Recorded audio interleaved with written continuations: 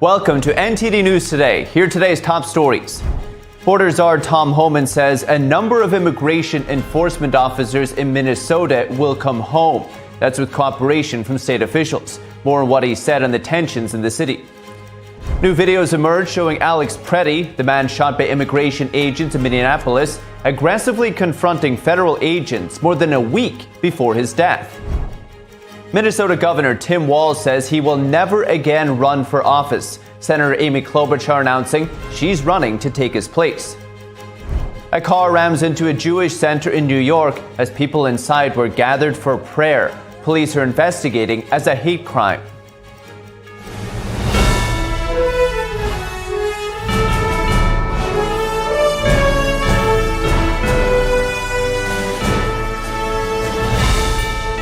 This is NTD News Today, live from our global headquarters in New York City.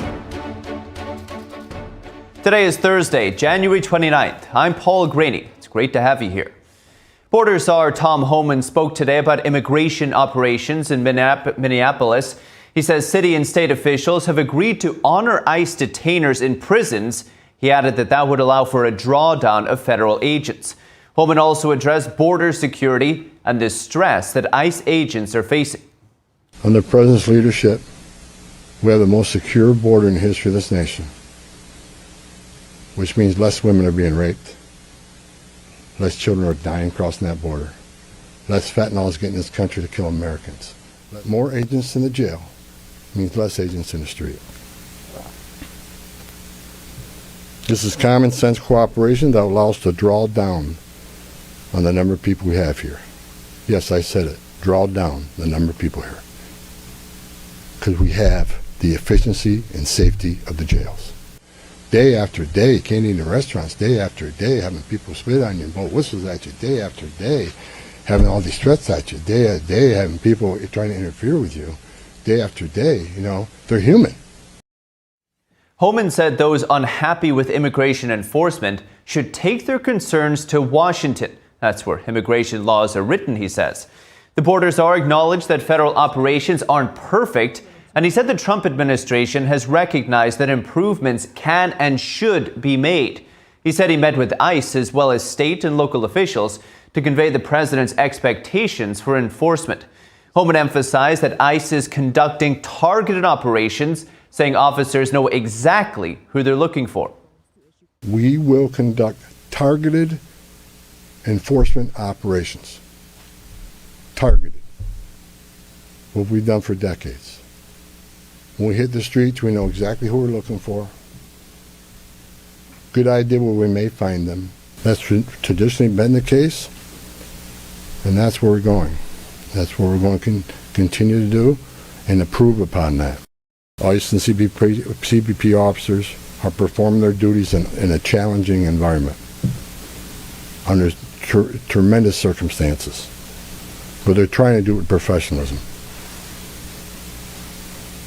If they don't, they'll be dealt with. Like any other federal agency, we have standards of conduct. Homan said he had a good meeting with Minnesota Attorney General Keith Ellison. The border czar said Ellison clarified that county jails may notify ICE of release dates for criminal illegal immigrants so that they can be safely taken into custody. Homan also called on state and local officials to stand shoulder to shoulder with federal agents to tone down the dangerous rhetoric. We got to stop the rhetoric, the hateful rhetoric that has caused an increase in assaults. That has caused, because of that, have to send security teams out with arrest teams, which surge the city with additional resources because of the rhetoric, because of the threats, because of the assaults.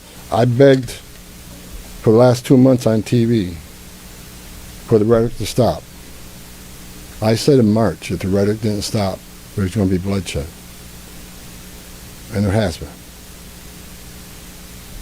I wish I wasn't right. Prioritization are going to be criminal aliens, public safety threats, and national security threats. The organization and the funding of the attacks on ICE. I'm not going to answer a lot about that because I'm not going to show our hand, but they'll be held accountable. Justice is coming. Homan also warned that weak border enforcement sends a message encouraging illegal immigration, more deaths, trafficking, and a strain on Border Patrol resources. Homan also addressed protesters. He said he supports First Amendment rights and appealed to those voicing concerns to keep it peaceful. He also said there will be zero tolerance for threats against law enforcement officers, assaults on agents, and interference with enforcement operations. We're also learning more about the man who was recently shot by federal agents in Minneapolis. New videos emerging which show Alex Preddy aggressively confronting ICE agents more than a week before his death. The video, captured by the News Movement, shows Preddy spitting at federal agents' vehicles, and as it pulls away, Preddy kicks the SUV's taillight twice, breaking it. The incident happened on January 13th, 11 days before he was fatally shot by Border Patrol officers. A lawyer for the family has verified the person in the video is in fact Alex Preddy. The video shows several agents tackling him and bringing him to the ground before he's let go. When he turns his back to the camera, what appears to be a handgun is visible in his waistband. It's unclear whether the agents saw it. Preddy was fatally shot last week during a separate confrontation, and immediately after the incident, several officials said Preddy brandished a firearm during a protest and was carrying the gun when he confronted the agents. Customs and Border Patrol says it has put the two agents involved on administrative leave, calling it standard protocol. And a Somali-American woman has been arrested in Minneapolis. 23-year-old Nazra Ahmed was among 16 people taken into custody, accused of either assaulting or impeding federal law enforcement during a riot. Ahmed went viral earlier this month after a news conference where she compared Somali-American identity to a mix she called bananas and rice. Attorney General Pam Bondi said she's in Minneapolis as federal authorities step up enforcement following recent unrest, warning that more arrests are expected. Bondi says the government won't tolerate lawlessness in the city. The arrests come amid heightened tensions after the shooting of Alex Preddy during an ICE operation. Federal officials say protecting agents has become a top priority as protests continue. Minneapolis Mayor Jacob Frey is traveling to Washington, D.C. today. He'll attend the U.S. Conference of Mayors. Frey says Minneapolis has seen one of the largest federal immigration deployments, but he says it must not spread to other cities, so he'll take part in talks on how cities can work together to keep communities safe. That's while Minnesota Governor Tim Walz said in an interview today that he would never again run for office. Walz is currently serving his second term as governor of Minnesota. He was first elected in 2018 after serving 6 terms in the U.S. House. The Trump administration has recently singled out Walz and Minnesota over allegations of massive fraud in the state. And that's while Senator Amy Klobuchar said today she's running for governor of Minnesota. In her campaign announcement, the Senate Democrat vowed to challenge President Trump and his administration's immigration enforcement efforts. She also said that Minnesota has been through a lot. In a video posted on X, Klobuchar pointed to this month's fatal shootings in the city, the assassination of a state legislature, and a school shooting. Klobuchar did not address the ongoing investigations into widespread fraud in her state, though. Several Republicans are running for the GOP nomination, including My Pillow founder Mike Lindell and Minnesota House Speaker Lisa DeMuth. And Senator Susan Collins says that enhanced ICE operations in Maine have ended. The move comes just a week after federal officials launched what was called Operation Catch of the Day. In an early morning statement, Maine's senior senator said the decision followed several conversations with Homeland Security Secretary Kristi Noem. Collins says the DHS does not confirm enforcement activity, but commented that there are currently no ongoing or planned large-scale ICE operations in the state. The intensified effort was aimed at targeting what officials described as the worst of the worst. It led to more than 200 arrests. Collins said ICE and Border Patrol will continue normal operations in Maine. And still to come, the FBI searching a Georgia elections office tied to the 2020 election as the Justice Department presses for ballot records. And more freezing weather in store for the eastern U.S. Forecasters predict this cold snap could be the longest in decades. We have more after the break.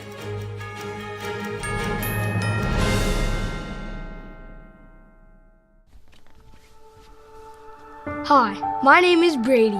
When I was born, my parents thought everything was okay. My mom and dad were so excited to take me home. still get goosebumps telling this story. Several days in, his skin started to become very cold and clammy. We noticed that he had become blue around his mouth, and something was just very off. We packed up as fast as we could. Brady stopped breathing twice on the way to the pediatrician. And that was one of the number one things that just haunts me to this day. I was born with a congenital heart defect called aortic coarctation. If my parents waited just one more hour to drive me to the hospital, I would not be here today. But thanks to research funded by the American Heart Association, I had heart surgery that saved my life. But not every kid is as lucky as me, which is why we need your help. Just call the number on the screen or go to helpheart.org. For only $19 a month, just 63 cents a day, you can help. Get people trained in CPR. Get more hospitals certified in high-quality cardiovascular care. And help fund the next medical breakthroughs to help save kids like me. When you donate to the American Heart Association, you're helping save lives like my son. And now, my son is happy and healthy thanks to the support of people like you. When you call with your $19 a month, you'll get this really cool t-shirt as a thank you. Many children die from congenital heart defects. I can't wait to grow up to become a heart surgeon and fix babies' hearts, but until then, I'll keep helping the American Heart Association. So please join me. Just call the number on your screen or go to helpheart.org to become a monthly donor and help save lives. I am so glad you ladies are here. You each have your own rooms. Thank you. Get settled in. I'll call you for dinner. Adopting teen sisters, it's a lot. Girls, you're gonna be late. You want breakfast? No thanks, we're good. They're always in their own world. What'd you get there? Twice the work. Twice the surprises. Just try it. But if you think of it that way, they're also twice as fulfilling. I think you should ask her yourself. Is it okay to call you Mom? Of course you can.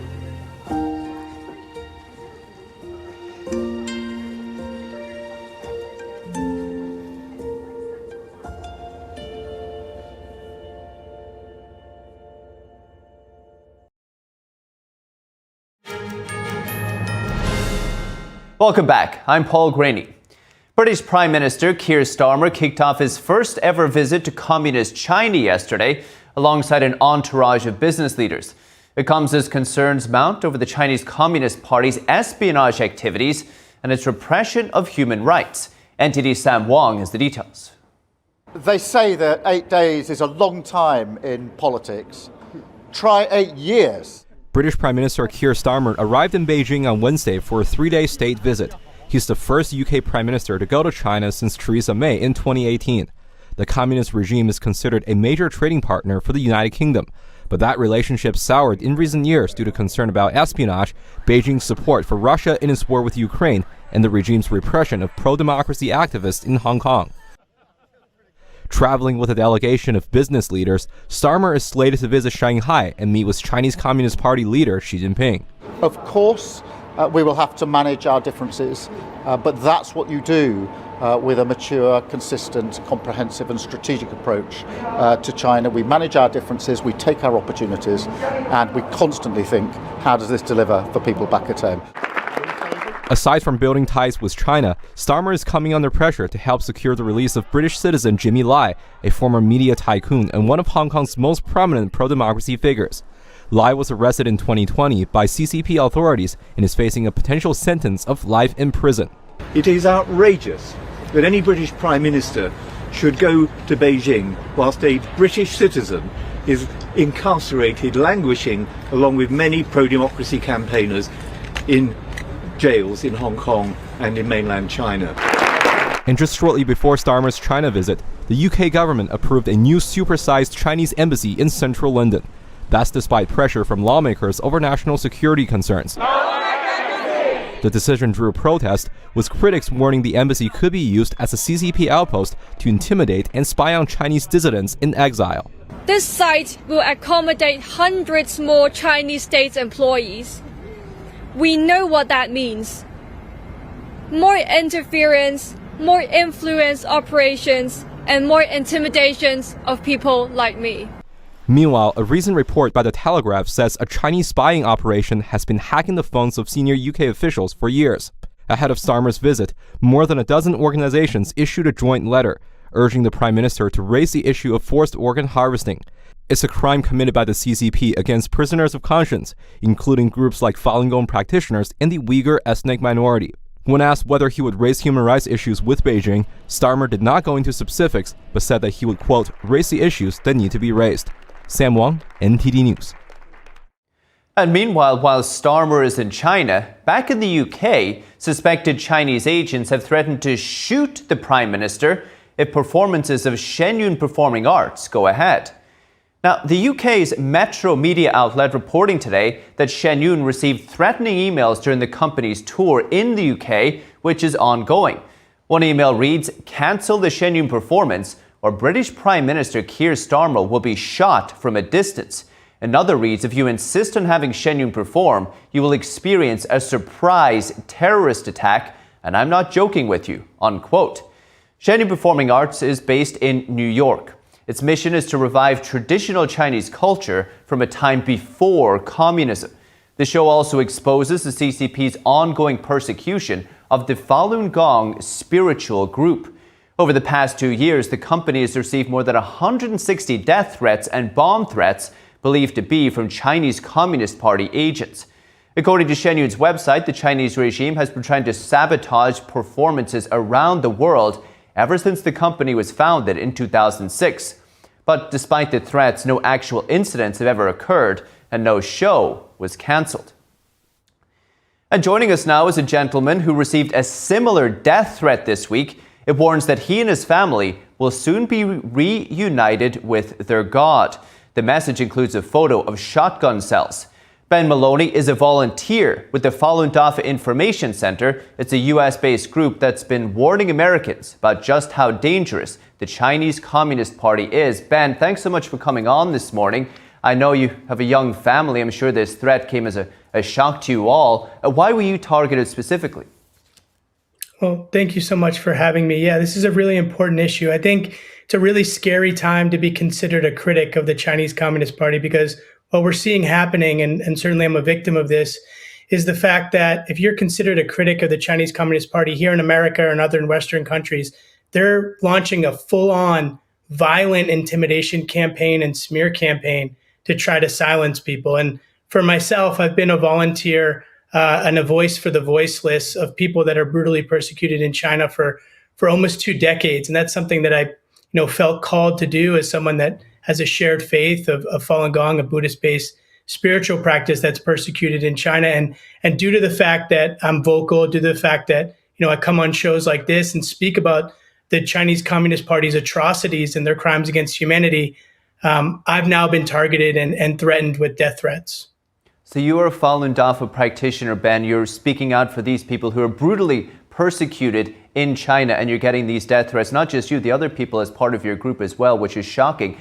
Ben, you alluded to it. It's not the only incident. The Chinese Communist Party is attacking the Falun Gong community here in America in all types of different ways.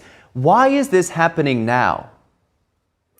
What's happening is we have some evidence on our site, and in 2022, there was a secret meeting with Xi Jinping, who of course is the highest ranking member in the Chinese Communist Party. And he basically said to the effect that the persecution of Falun Gong outside of China to silence Falun Gong has not been creative enough. And he ordered a 2-pronged approach of legal warfare and public opinion warfare. And since then, what we've seen is other documents from state security forces amplifying this. And what we've seen is a brutal attack in terms of intimidation campaigns. To your point, there's been over 200 in the past year against Falun Gong related entities that have threatened, kidnapping children, to shoot, to have bomb threats against Shenyun Performing Arts. But we're also seeing, in conjunction with mass intimidation and violent threats, smear campaigns in the West to try to damage Falun Gong's reputation or even through Western media outlets, say a bunch of untrue things. And the reason that the Chinese Communist Party is doing this now is because their crimes against humanity are being exposed on a wide scale. And for the past 20 years, it's been growing and growing, and pretty much common knowledge now, their crimes against humanity, which should end in Nuremberg-like trials for them.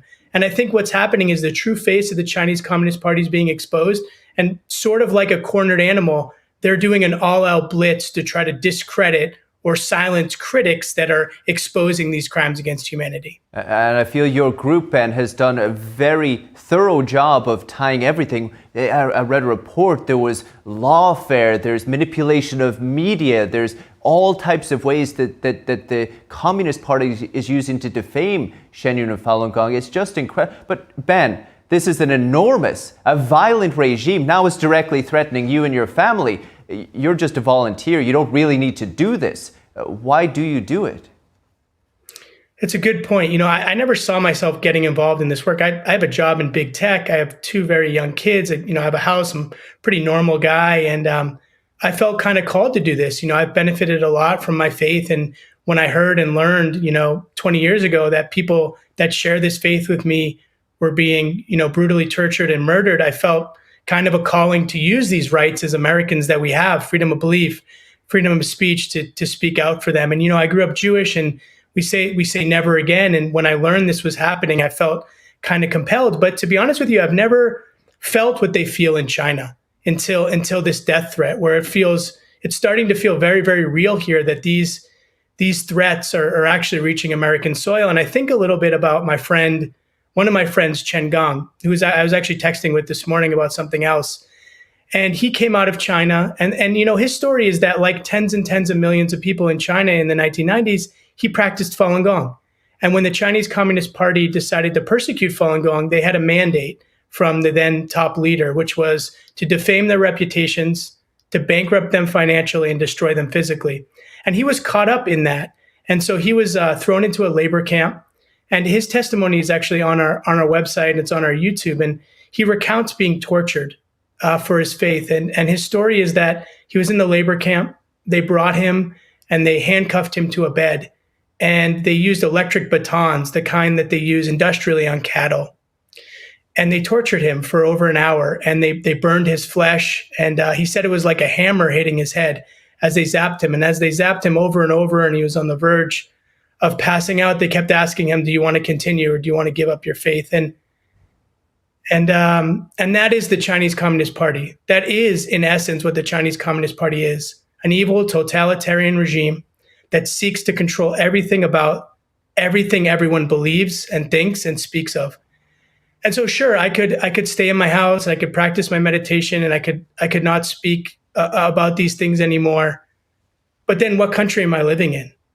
I mean, I live in the United States, and so, yeah, I had to talk with my wife, and we had to really seriously consider this, because these are really serious threats. But I mean, how can I look at my children and say, hey, this is happening, and I chose not to speak out? So personally, I say no.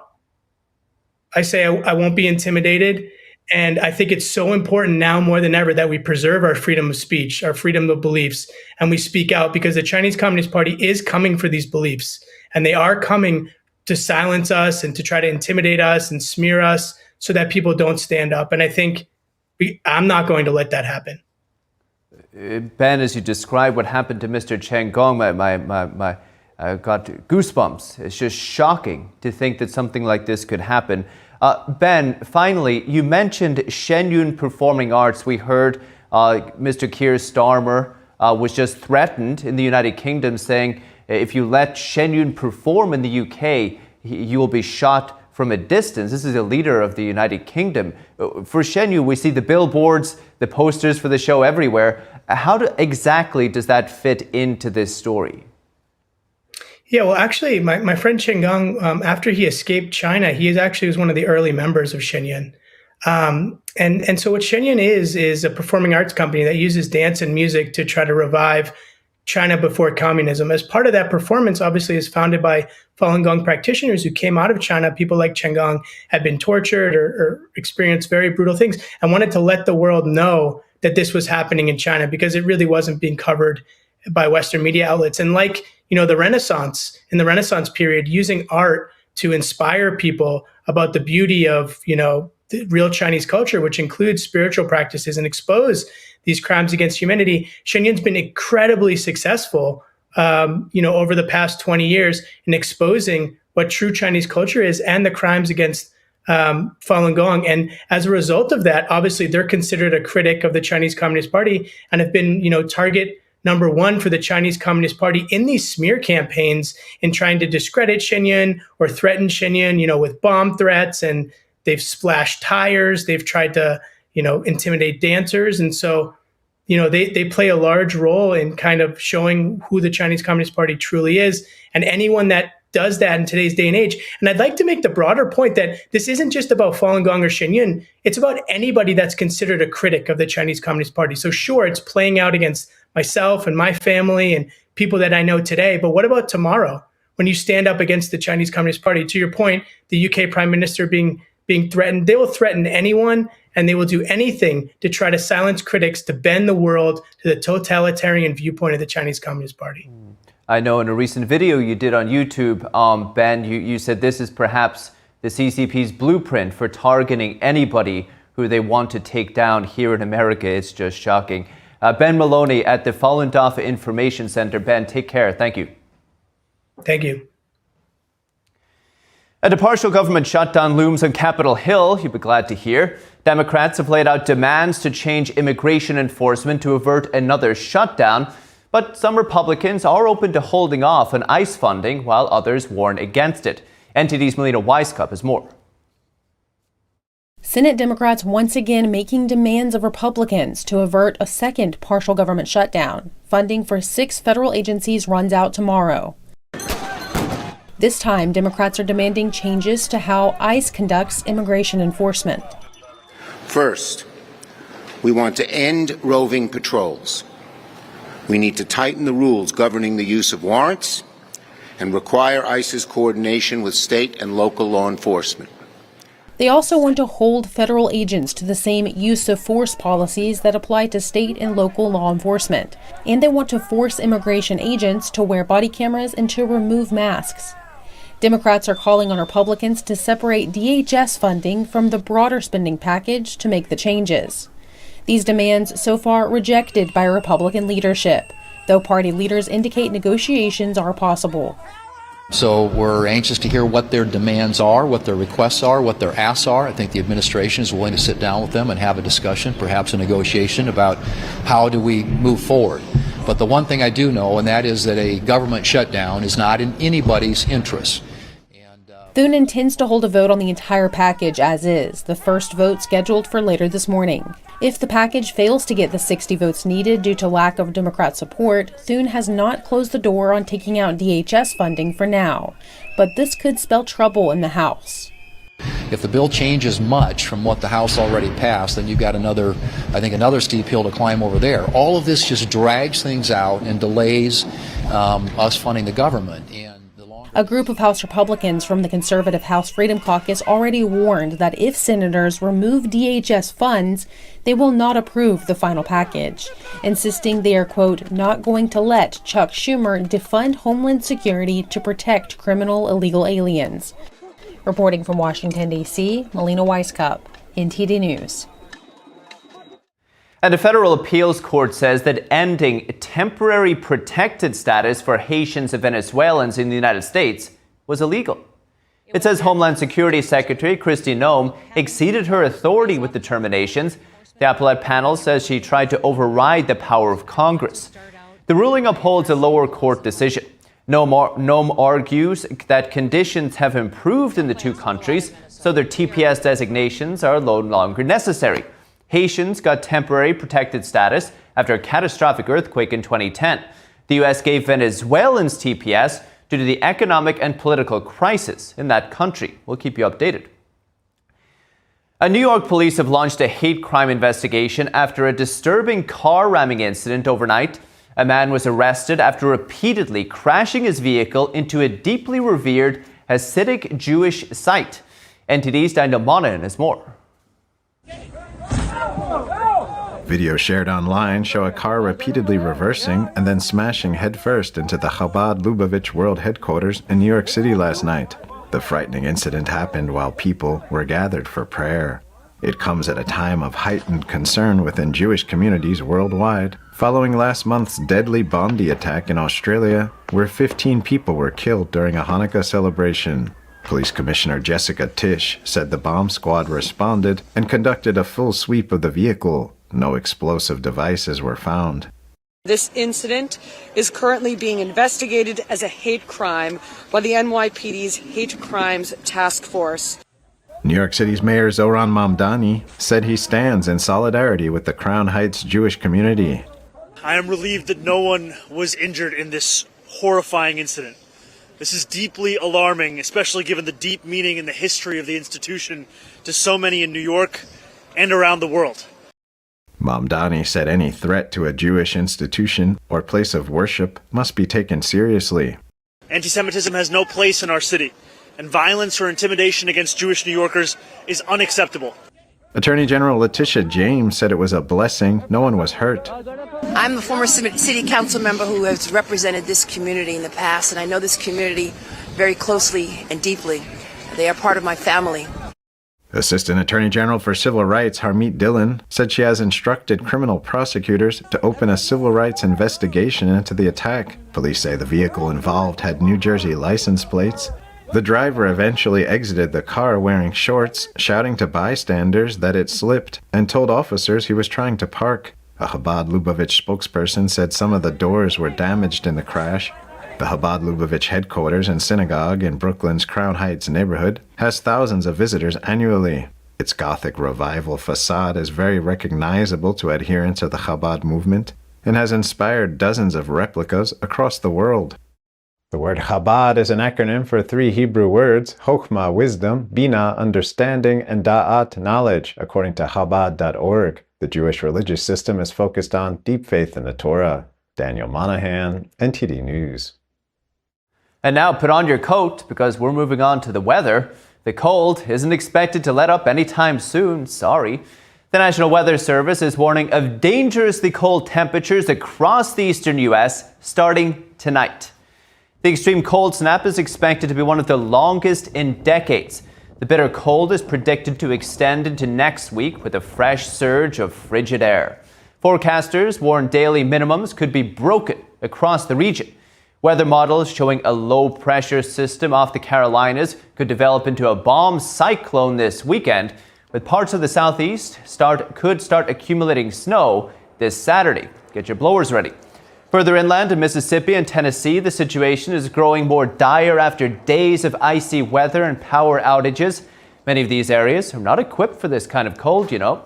Dispatchers are fielding calls for medication and oxygen, while troopers are conducting welfare checks on people who haven't been heard from in days. Stay safe. And the FBI has executed a search warrant yesterday at a Fulton County elections office outside Atlanta. The search comes amid ongoing scrutiny of Fulton County's handling of the 2020 presidential election. President Trump has long argued that election improprieties in Georgia contributed to his loss in the state. Last month, the Department of Justice filed a lawsuit against Fulton County seeking access to voting records from the election. County officials had previously said records were under seal, could not be released without a court order. The lawsuit stems from a July resolution passed by Georgia's state election board, which called on the state attorney general to ensure compliance with voting transparency requirements. And now, good news for gold bugs. Gold advancing to a new record high today, nearing the $5,600 an ounce level. Silver also benefiting from the flight to safety, leaping above the $120 level. Here's an update. Gold extended its record-breaking rally on Thursday, blasting past $5,500 per ounce. That is, as investors sought safety amid geopolitical and economic strains. The precious metal jumped over 2% by midday in Asia and is up around 27% just this year. Prices broke the $5,000 mark for the first time on Monday and have continued to zoom higher. This is driven by a cocktail of factors, including strong safe haven demand and firm central bank buying. Since gold is priced in dollars, the weaker greenback also makes it cheaper for buyers holding other currencies. Analysts from OCBC said that, quote, rising government debt burdens, geopolitical concerns, and policy unpredictability have accelerated a structural re-rating of gold's role in portfolios. Silver also notched an all-time high Thursday, coming within a whisker of breaching the $120 mark. Prices have been helped by demand from investors looking for cheaper alternatives to gold, along with supply shortages and momentum buying. The white metal has jumped more than 60% so far this year. President Trump has chosen a head for the Justice Department's new dedicated fraud enforcement division. The president yesterday nominated Colin McDonald as the division's first assistant attorney general. In a Truth Social post yesterday, Trump said McDonald is a tough, smart, and highly respected America First federal prosecutor. McDonald has worked as an associate deputy attorney general since last year. Before that, he worked under Deputy AG Todd Blanche. In a post on X yesterday, Blanche called McDonald a rock star who was instrumental in helping make America safe again. Earlier this month, Trump said the newly created division was created to combat pervasive problems of fraud by enforcing federal law against fraud schemes across the nation. The division will enforce criminal and civil laws against fraud targeting federal government programs, federally funded benefits, businesses, nonprofits, and private citizens nationwide. Its creation comes after the Department of Justice uncovered alleged fraud schemes in Minnesota worth billions of dollars. And now the administrator of the Centers for Medicare and Medicaid Services, Dr. Mehmet Oz, says Los Angeles is at the center of billions of dollars in hospice and home care fraud. His statement's drawing a sharp response from California Governor Gavin Newsom. NTD's Arlene Richards has more. So you can see these are medical buildings. The administrator of the Centers for Medicare and Medicaid Services, Dr. Mehmet Oz, said in a video on Tuesday that Los Angeles County is what he called an epicenter for healthcare fraud in America.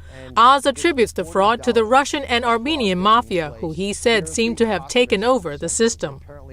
In this 4-block area in Los Angeles, there are 42 hospices.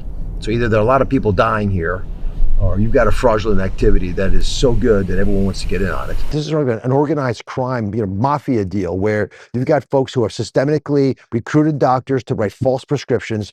Governor Gavin Newsom's office hit back Tuesday saying, quote, amazing to watch Dr. Oz play as a fraud fighter for an effort the state launched years ago. The video comes 3 weeks after Oz and the Justice Department announced a federal investigation into medical fraud in California.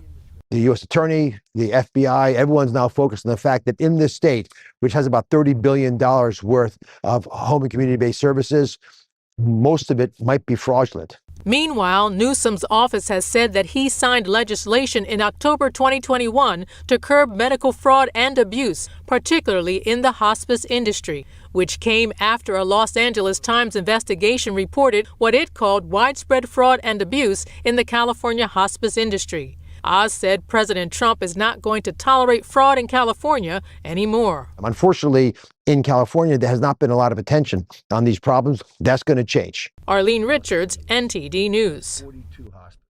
And 1 year after the devastating Palisades fire, lawmakers now demanding accountability. A Senate investigation now examining leadership decisions, water failures, and whether warning signs were missed. NTD's Christina Corona has more from yesterday's Senate hearing. It's been more than a year since the Palisades fire devastated parts of Southern California, and lawmakers are demanding answers. A Senate committee is investigating what went wrong. In November, Senator Rick Scott toured the burn zone and described the destruction. I went down to see the Palisades, and I was just shocked. I mean, there was just block after block, there was nothing. There was burnt-out homes, and there was nothing happening. When the fire broke out, fire hydrants were dry. How in God's green earth could that happen? Right? It wasn't firefighters who did that. The reservoirs were empty. The mayor was missing in action. Fire officials testified the Palisades fire may have been preventable. The fire that began on January 1st, known as the Lockman Fire, was never fully extinguished. It became a holdover fire.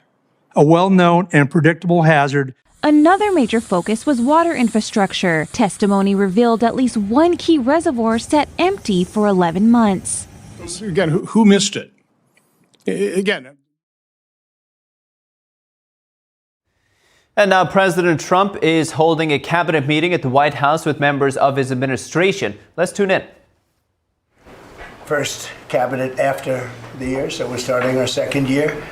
Tremendous progress has been made. I want to thank my entire cabinet for 12 months of unprecedented achievements. We really have. I mean, it's unprecedented.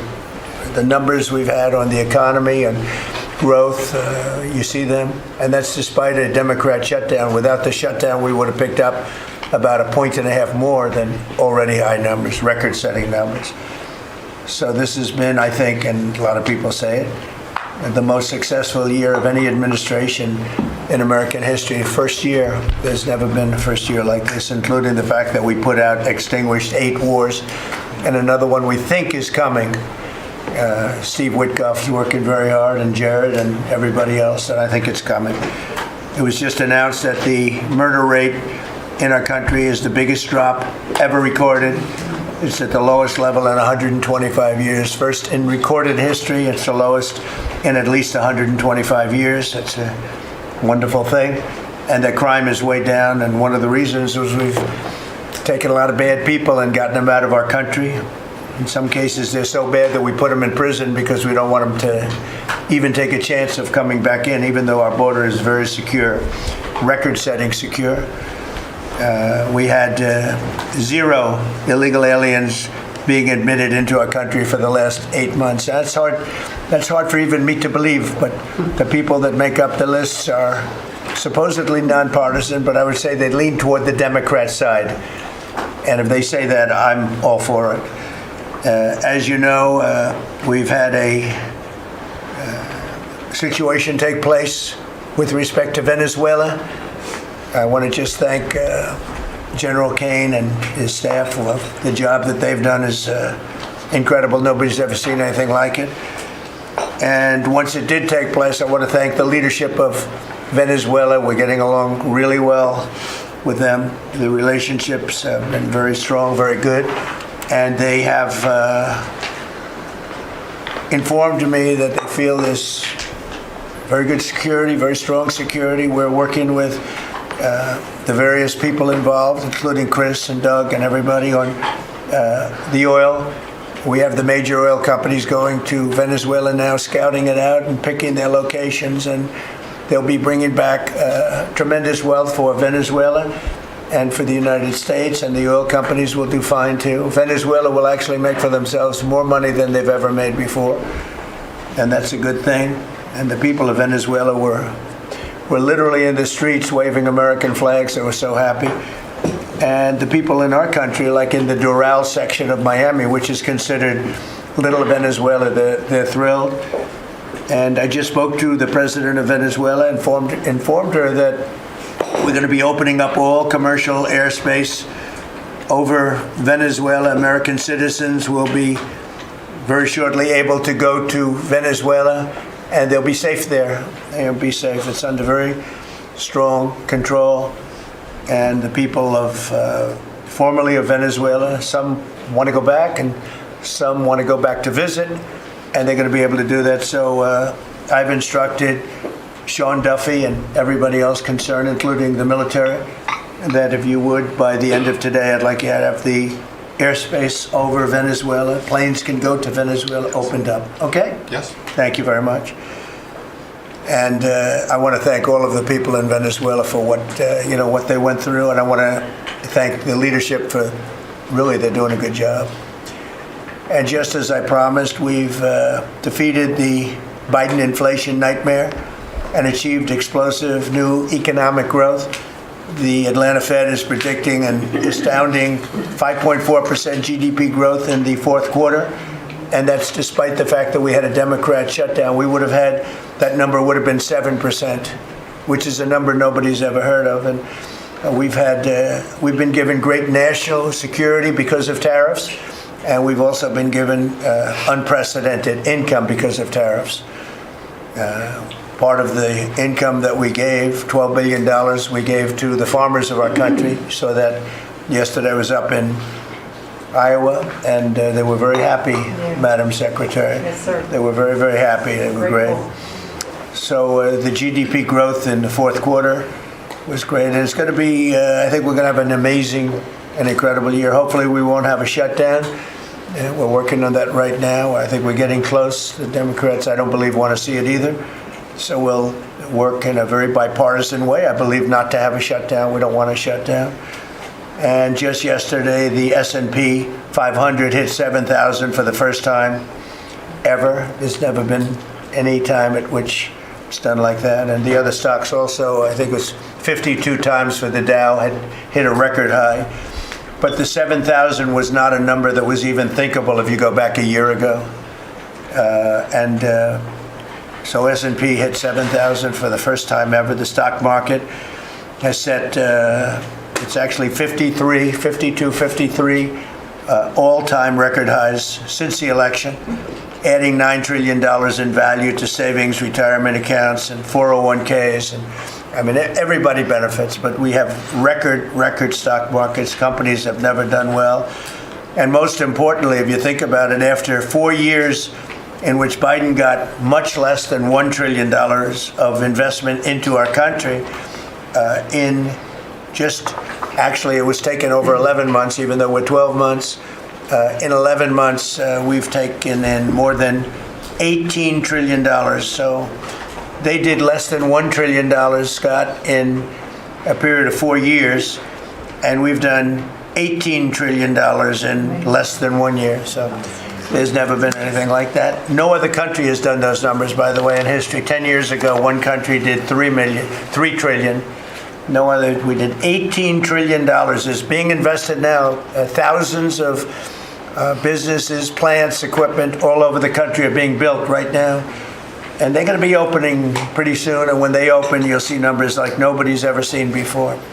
The economy is doing amazingly well. I wish the press would report it, but people are finding out. They're seeing it. It's coming. It's becoming pretty evident. It's hard to hide. Biden inflation, which is really stagflation, cost the typical family $34,000. Think of that, $34,000. But after 1 year, growth in real incomes is outpacing inflation by more than $3,000 under Trump. So one cost $34,000 and one made $3,000. That's a big swing. Gasoline has plunged to, think of this, over $4 a gallon, depending on where you are. In California, it's $7, $8 a gallon. While I was in Iowa, and they had $1.85, because I had it at $1.99 a gallon. And I was corrected by two farmers that said, I just bought my gasoline for $1.85. So, Chris, you have to be doing something right, you and Doug, right? But I don't want to give you too much confidence. You got to keep it going.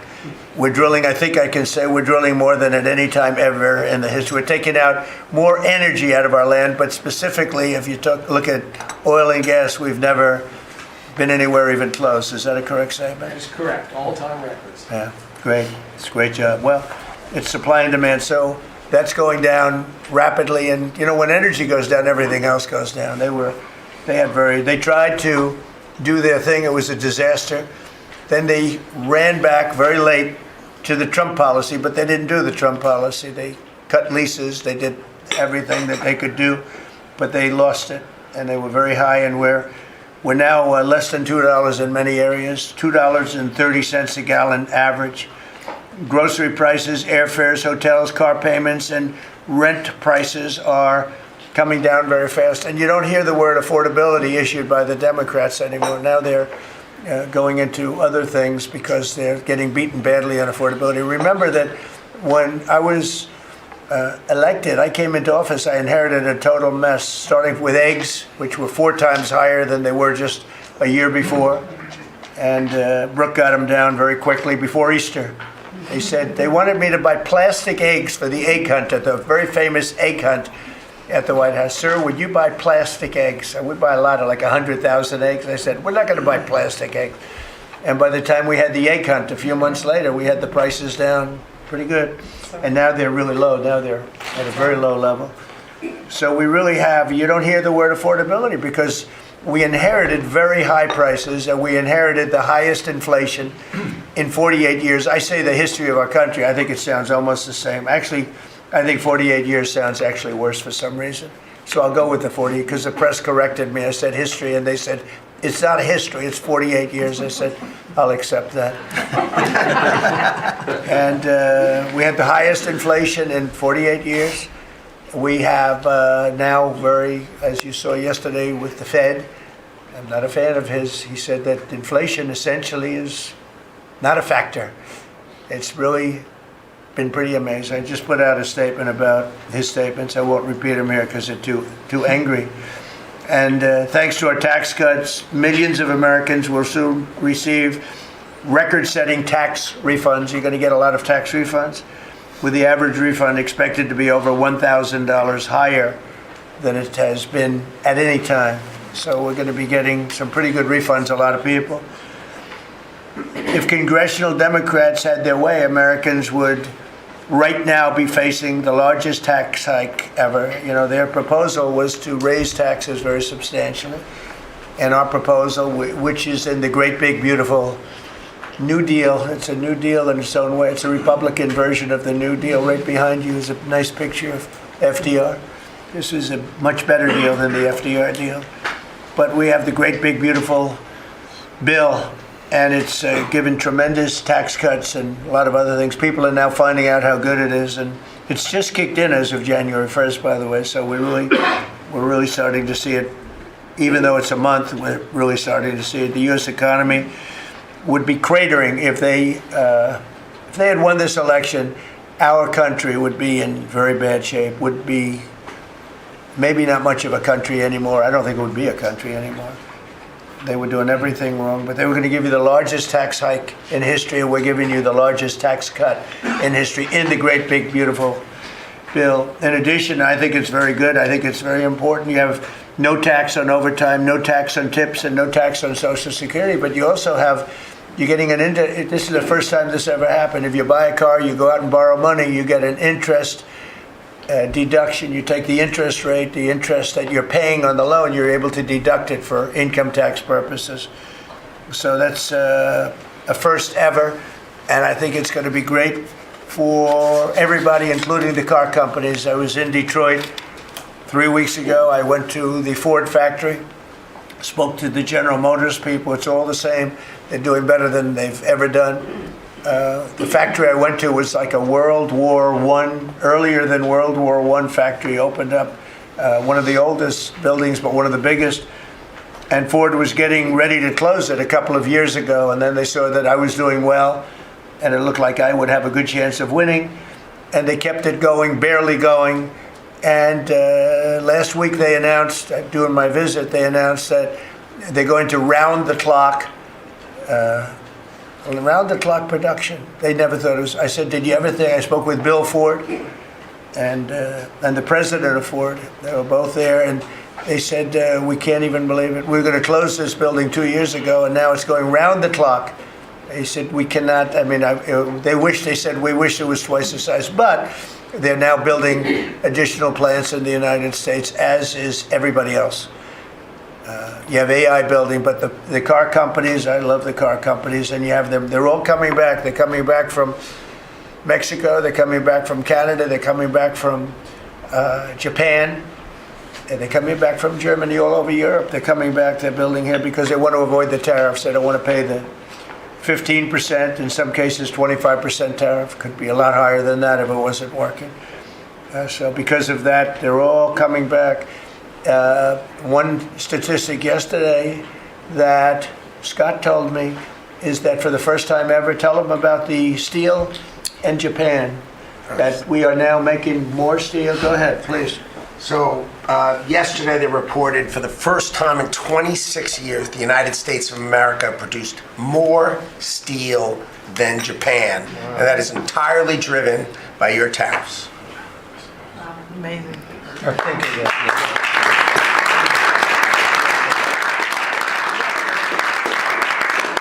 He obviously said that much better than I did because I got no applause that I'm giving you home run after home run. He says one thing and everybody else. I should have saved that one for myself. No, but think of it. First time, and they read almost 30 years, but I guess it's 26, 27 years that we are now producing more steel than Japan. Japan being a big steel producer. Japan and other countries really took our steel production away from us. Now, if you think of this, 3-4 years ago, the steel companies were all closing up. We worked a fantastic deal with U.S. Steel. We saved U.S. Steel. And now it's all coming about. But and that's just the beginning. There are a lot of steel plants right now being built. So that's an amazing number. Nobody would have believed that. If you would have said that 3, 4, 5 years ago, people would have said, yeah, it's not a true fact, but so it has to be true because otherwise you question me on everything. I have to be extremely accurate. I don't exaggerate it. I don't want to exaggerate because you will call me. You don't call other people, but you would call me under my most favored nation spot, which I think is the most important thing, Bobby, of all what we've done, because we're bringing drug prices down by 80, 90%, depending on the way. You could say 5, 6, 7, 800%. Depends on the way you want to calculate it, right? But let's go the old-fashioned way. But drug prices for prescription drugs will be down 80, 90%, 75%, 68%. They've only gone up for years and years and years. They've only gone up, and now we're going to have essentially the most favored nation. We're going to have the most favored price in the whole world. Whatever the lowest price in the world is, that's what we're going to pay. And I don't want to go into a big deal, but nobody else could have gotten this but this administration. I'm being very nice when I say that. The cost of prescription drugs is coming down by a number that was never even thought of. This will have a huge impact on healthcare, by the way, because obviously drugs are a big part of healthcare, and it will help repair some of the Unaffordable Care Act's damage that they've done, because the Unaffordable Care Act, which is Obamacare, it's unaffordable. It's not affordable, and it's a disaster. And hopefully we will be paying money directly to the people instead of giving the insurance companies the money. They'll go into a healthcare savings account or whatever it is. But think of it. We pay the money, billions and billions, really trillions of dollars going to insurance companies. We want that money to go to the people. They buy their own healthcare. And it's so popular. The problem we have is the Democrats are owned by the insurance companies. They're literally owned lock, stock, and barrel by the insurance companies. And they hate it. But the people love it, including all Democrats. So I think we'll perhaps be successful with it. But it was an idea I had. I read the papers, and I'm reading one of the stories about the insurance companies, how much money they're making, where they received, billions and billions of dollars for this stuff from the United States of America, and their stock has gone up by 1,400%. Think of it, 1,400. One went up 1,700%. Numbers went up. If you go up 1,000%, you're doing bad in that business, right? And it's all because of the money. Not all, but mostly because of the money the United States pays to the insurance companies. They say, this is big stuff. And I asked somebody, why don't we just pay the people directly? And they said, that's a good idea. It's funny, it's a very complicated business, but actually it's not so complicated. And I went to Bobby and I went to Dr. Oz. I said, can I talk to you guys about this? Is this the kind of money the insurance companies get? Yes. Why don't we pay the people directly? And the primary answer was that the Democrats will never go along with it. But the people go along with it because I put it out. It went viral. Susie, I went all over the place. It became the biggest story. I just said it. And so I think we have a great situation if we can do it. But if you think most favored nation policy for drugs will bring your drug prices down at levels. So now if they're selling a pill for $10 in London and $130 in New York, the London price will go up to $20 and we'll go down to $20. So we'll go from 130 down to 20. And by the way, tariffs did it again because the drug company said, we'll do it begrudgingly, but they were okay.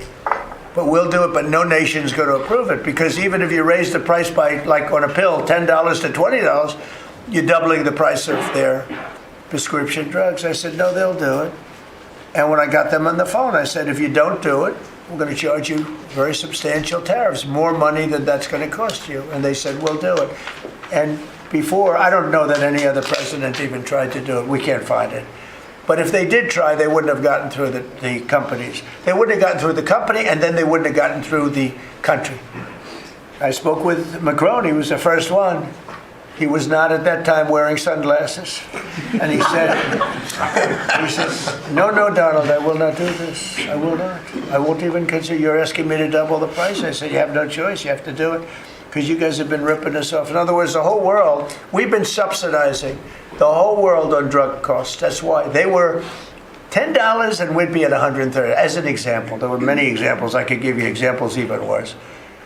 He said, no, I will not do that. And I said, yes, you will. 100% you'll do it. He said, no, I won't do that, Donald. You're asking me to double the cost of our prescription. We will not do that. I said, look, you've been ripping us off now for decades. We're not going to do it anymore.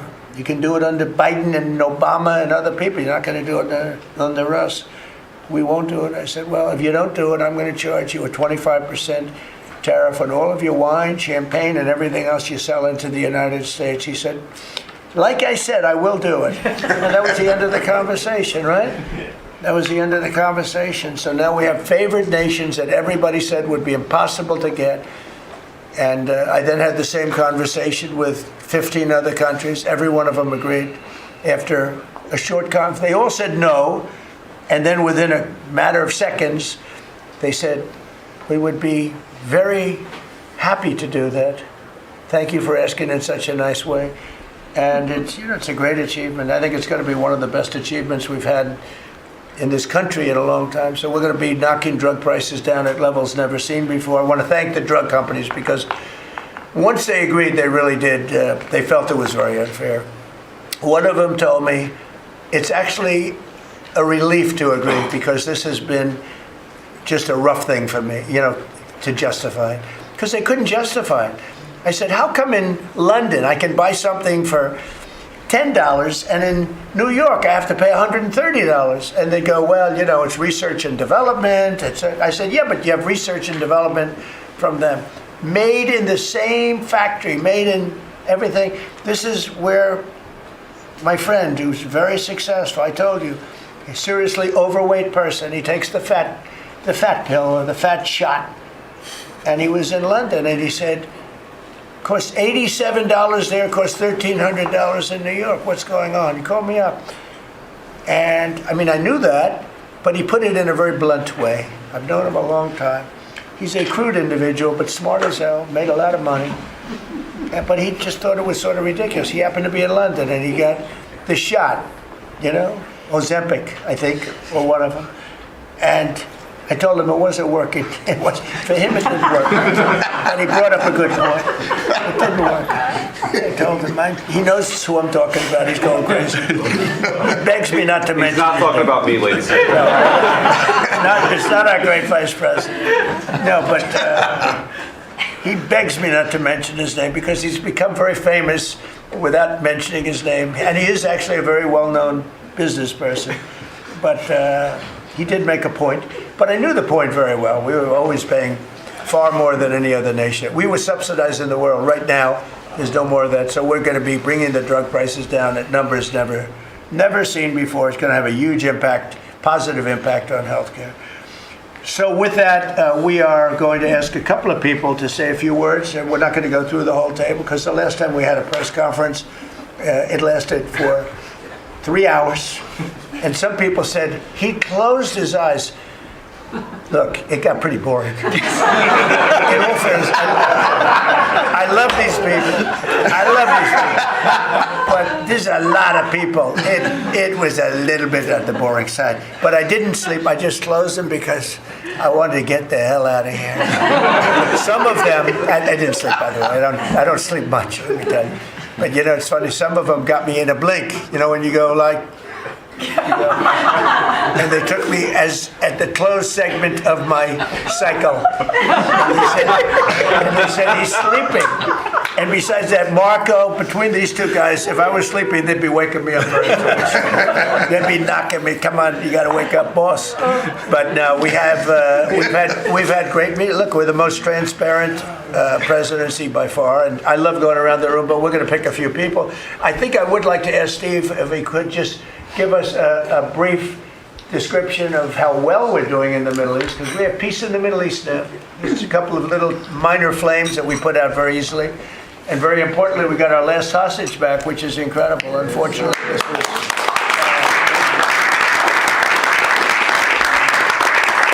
something that nobody said could be done. And I will tell you, Hamas was a big factor in getting all of the hostages back. We were not happy with them, and they had to bring them back, and they found the dead hostages, the bodies of hostages. And those parents wanted their sons back, I think in all cases sons. But they wanted their sons and their family. They wanted their sons back as much as the people that had living hostages that we got them back to. So we got the 20, but remember, we got hundreds back previous to that. But I always said getting those last 20 back is going to be very tough. And we got them back, and we got all of the bodies back also, which to those parents was just as important as getting back the son that was living. Steve, could you give us a little description, please? Well, your policy of peace through strength, that's what delivered them home. Without that pressure, it never happens. We are in the second phase now. We've stood up for the first time, Mr. President, on your behalf, a technocratic, all Arab government. We've got the terrorists out of there, and they're going to demilitarize. They will, because they have no choice. So we expect that. Pardon me? And now we want to get Hamas no guns, right? Right. They're going to give it up. They're going to give up the AK-47s. A lot of people said they'll never disarm. Looks like they're going to disarm. And they did help us with those bodies, getting them back. And that family is so grateful to you. They called. I spoke to them. Jared spoke to them. You know, it's an amazing story. He broke his shoulder, but he went out there because he didn't want his friends to fight alone. He would be alive today, but for that. He had no reason to go out with a broken shoulder, and he went out and fought them courageously. And died. That's right. This is a great story, and the parents are great. They were the only ones who didn't, they came back pretty rapidly, actually, considering. And we had got some back initially with the initial group. After that, we had to get a lot. That's a tough job. That's a nasty job, too. Who would want that one? That's a nasty job. And between Israel and Hamas working together, if you can believe it, they got them back. And we got the last one back yesterday, and the parents are so happy. It's amazing, actually, how we sent a message to the parents on your behalf, as you suggested, and they were so grateful. I guess grateful to me is a much better word, because it's hard to be happy, but they were actually. I mean, they couldn't believe that they had their baby boy. The mother said, my baby boy back. It's a very terrible thing. Steve, Russia, Ukraine, we're making a lot of progress. Could you explain that? The Ukrainians actually said that we've made more progress since Geneva than they've seen in the last 4 years of that conflict. So we had 5 Russian generals last Sunday in Abu Dhabi with Jared and Dan Driscoll, and we think we made a lot of progress. The talks will continue in about a week, but lots of good things happening between the counterparties discussing the land deal. They're talking together.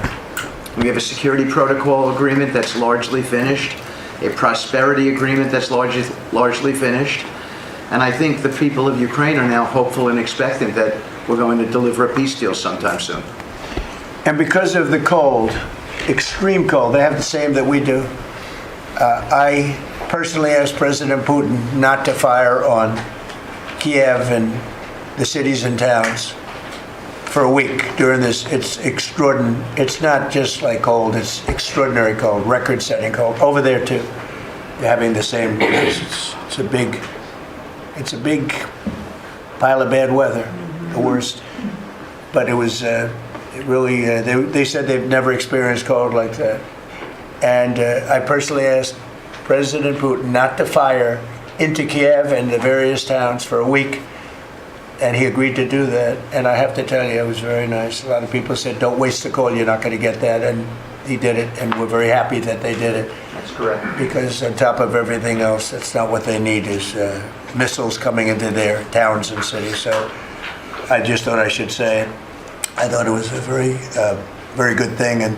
And Ukraine was almost, they didn't believe it, but they were very happy about it, because they are struggling badly. I think it shows, Mr. President, how you provide an overarching sort of presence in these negotiations. The Ukrainians never thought it could happen. The Russians are doing things maybe that people wouldn't give them the credit for doing, and I think it always comes down to your indomitable spirit. Well, it was a good thing. You know, if you think it's cold over here, they say in Ukraine you can add another 20% to it. It was very cold place anyway, but this was, they see numbers that were so, they'd never seen numbers like that, cold numbers like that. So it was, I thought I should mention it. Could I ask Scott Bassett, we have so many things happening, could I ask you to maybe say a few words, please? Yes, sir. So the one big beautiful bill that was passed on July 4th last year, we're starting to see the effects kick in. You mentioned the great economy. One of the things in the one big beautiful bill, Mr. President, it was an honor to host you, and as you said, the best rapper in the world, Nicki Minaj, at yesterday's Trump Accounts Summit. We've now had 1 million people sign up for Trump accounts just this week.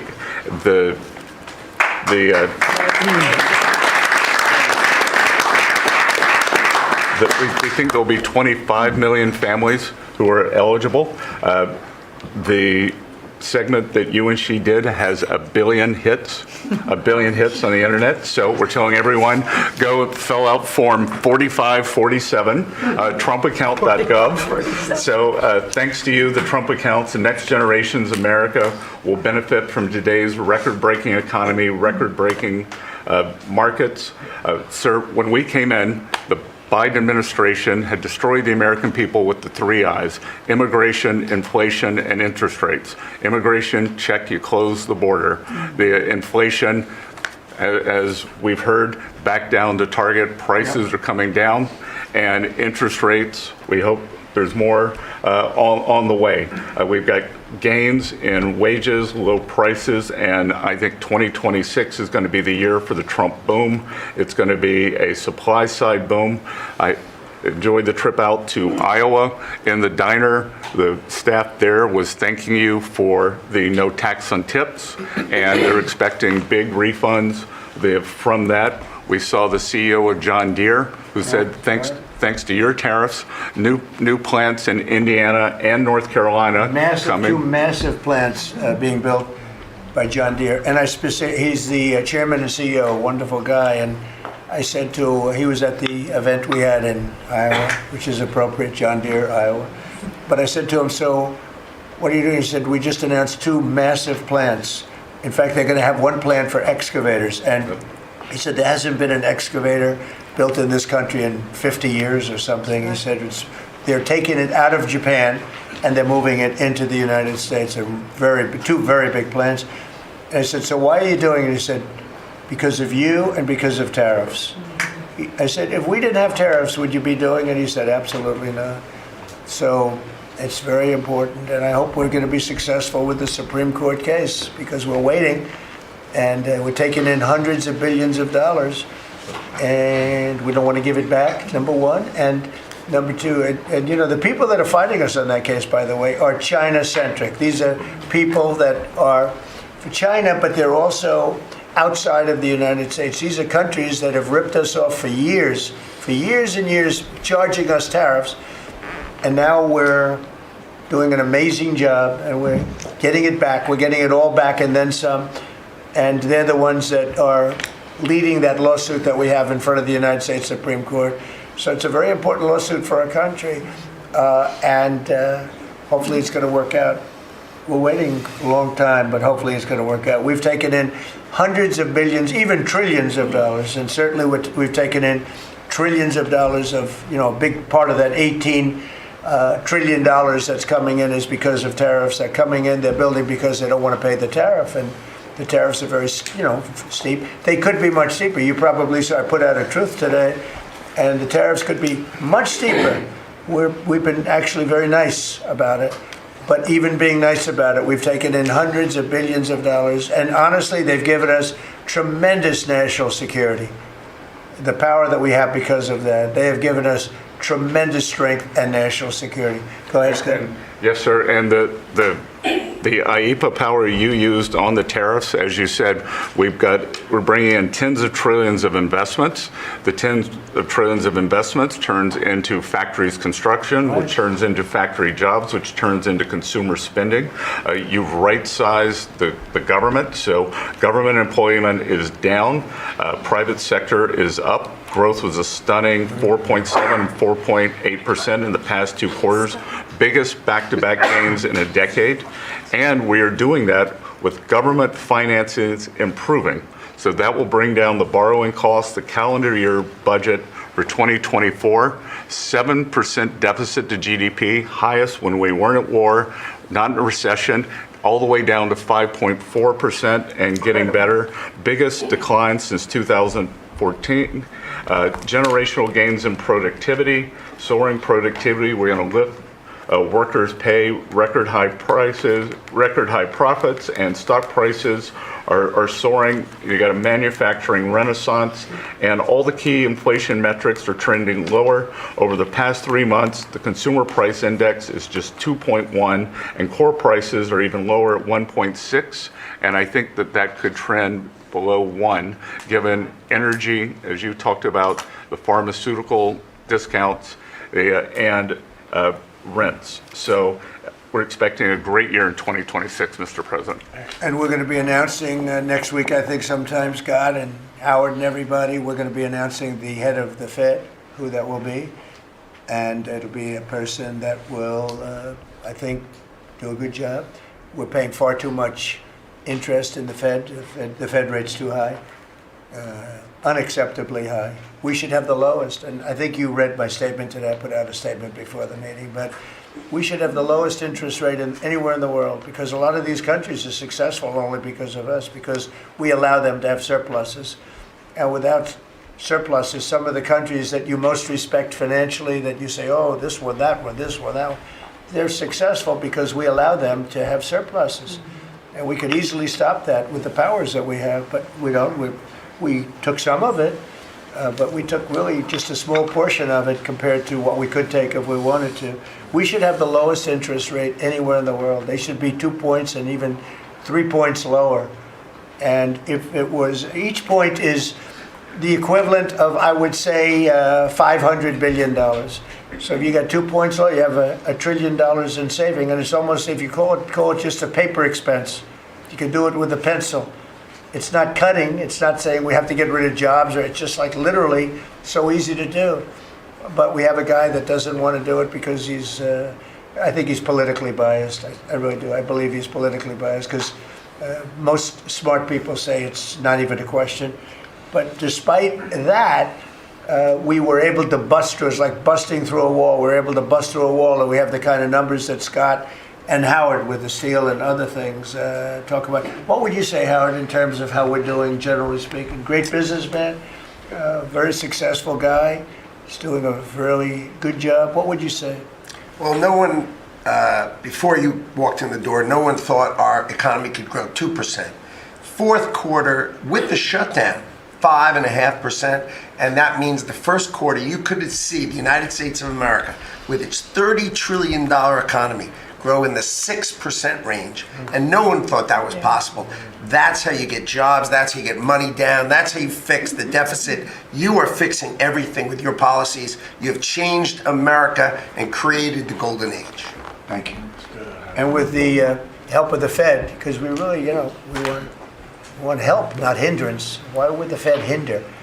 But with the help of the Fed, with the right choice, if we make the right choice, a lot of times you make a choice, you think it's good, and it turns out to be not good. But with the help of the Fed, we could hit numbers that have never been hit before. We could hit 8, 9, 10. There's no reason why not. And, I talk about, if you go back 20 years, 25 years, I'm old enough to remember, when we had good news, when you announced good news, the stock market went up. You announce anything good, the stock market went up. You announce bad, the stock market went up. And that's the way it should be.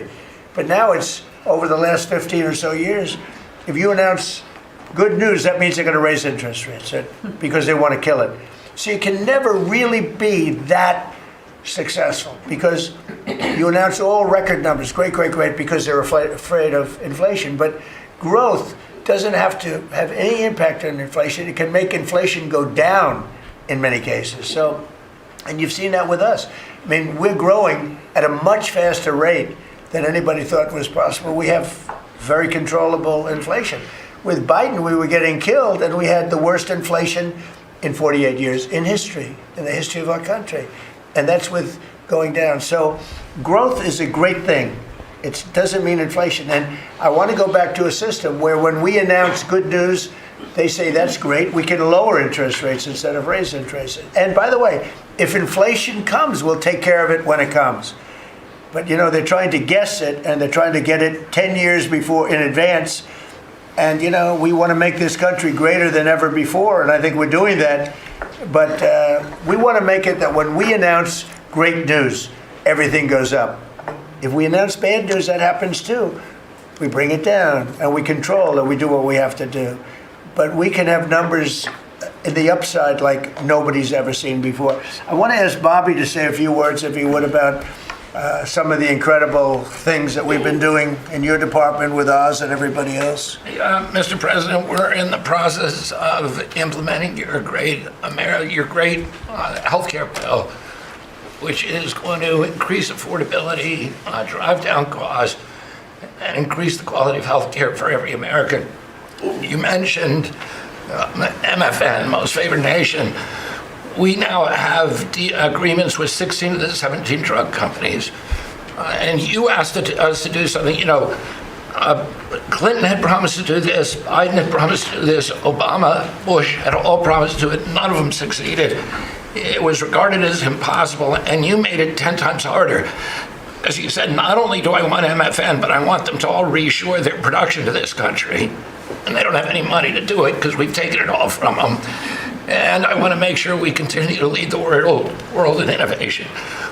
We succeeded in all of those goals, and the proof that we did that is after we signed those agreements, the stock prices for those companies went up $1.3 trillion. Amazing. And they are reshoring. Eli Lilly is building 6 new plants, including an API plant. So the next time that we have a pandemic in this country, we're not going to be stuck buying API from China, who cuts us off. We're going to be able to make it right here. Novo Nordisk is building 4 new plants, and we are going to be releasing Trump RX so that every American can get the lowest prices in the developed world. In some cases, they're going to be lower than the lowest prices in the developed world. And that's going to be happening sometime probably in the next 10 days. So we're doing rural health care. We sent out $10 billion last week. The states have that money. They're going to be giving it to rural hospitals sometimes in the next 2 weeks. And we're going to revolutionize rural health care in this country. You are raising the influx of federal dollars to rural health care by 30% over the next 5 years. So 30% every year, more dollars, federal dollars, are going to be flowing to them. It's going to allow them to rebuild their decaying infrastructure, to retain providers, and also to revolutionize the use of AI and other technologies, which is going to dramatically lower the prices for rural Americans and raise the quality of their health care. Brooke and I released the dietary guidelines, which have been received incredible acclamation from both sides of the aisle. We are going to change the food culture in this country. Brooke gives away $405 million a day to buy food for Americans. And the WIC program, the Head Start program, SNAP, school lunches, the VA, and the military, they're now going to be getting real food for the first time.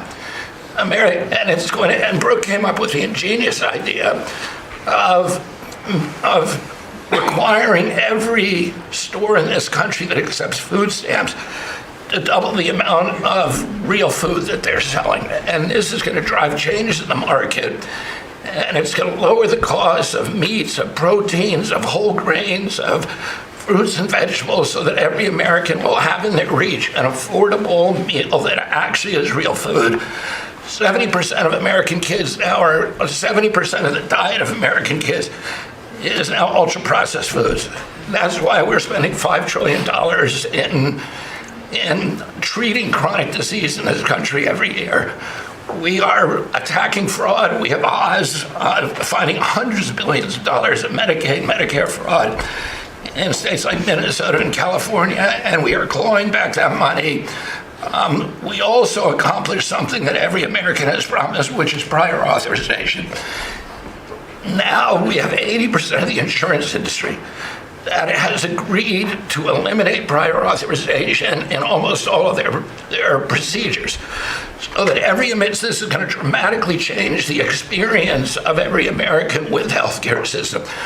When you go to your doctor at your point of care, before you leave that office, you will know whether the insurance company is going to pay for the procedure or not.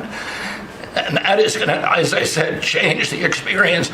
We're also doing price transparency, which you passed during your first term. It never got implemented because the Biden administration never enforced it. We brought more enforcement actions against hospitals than in this 1 year.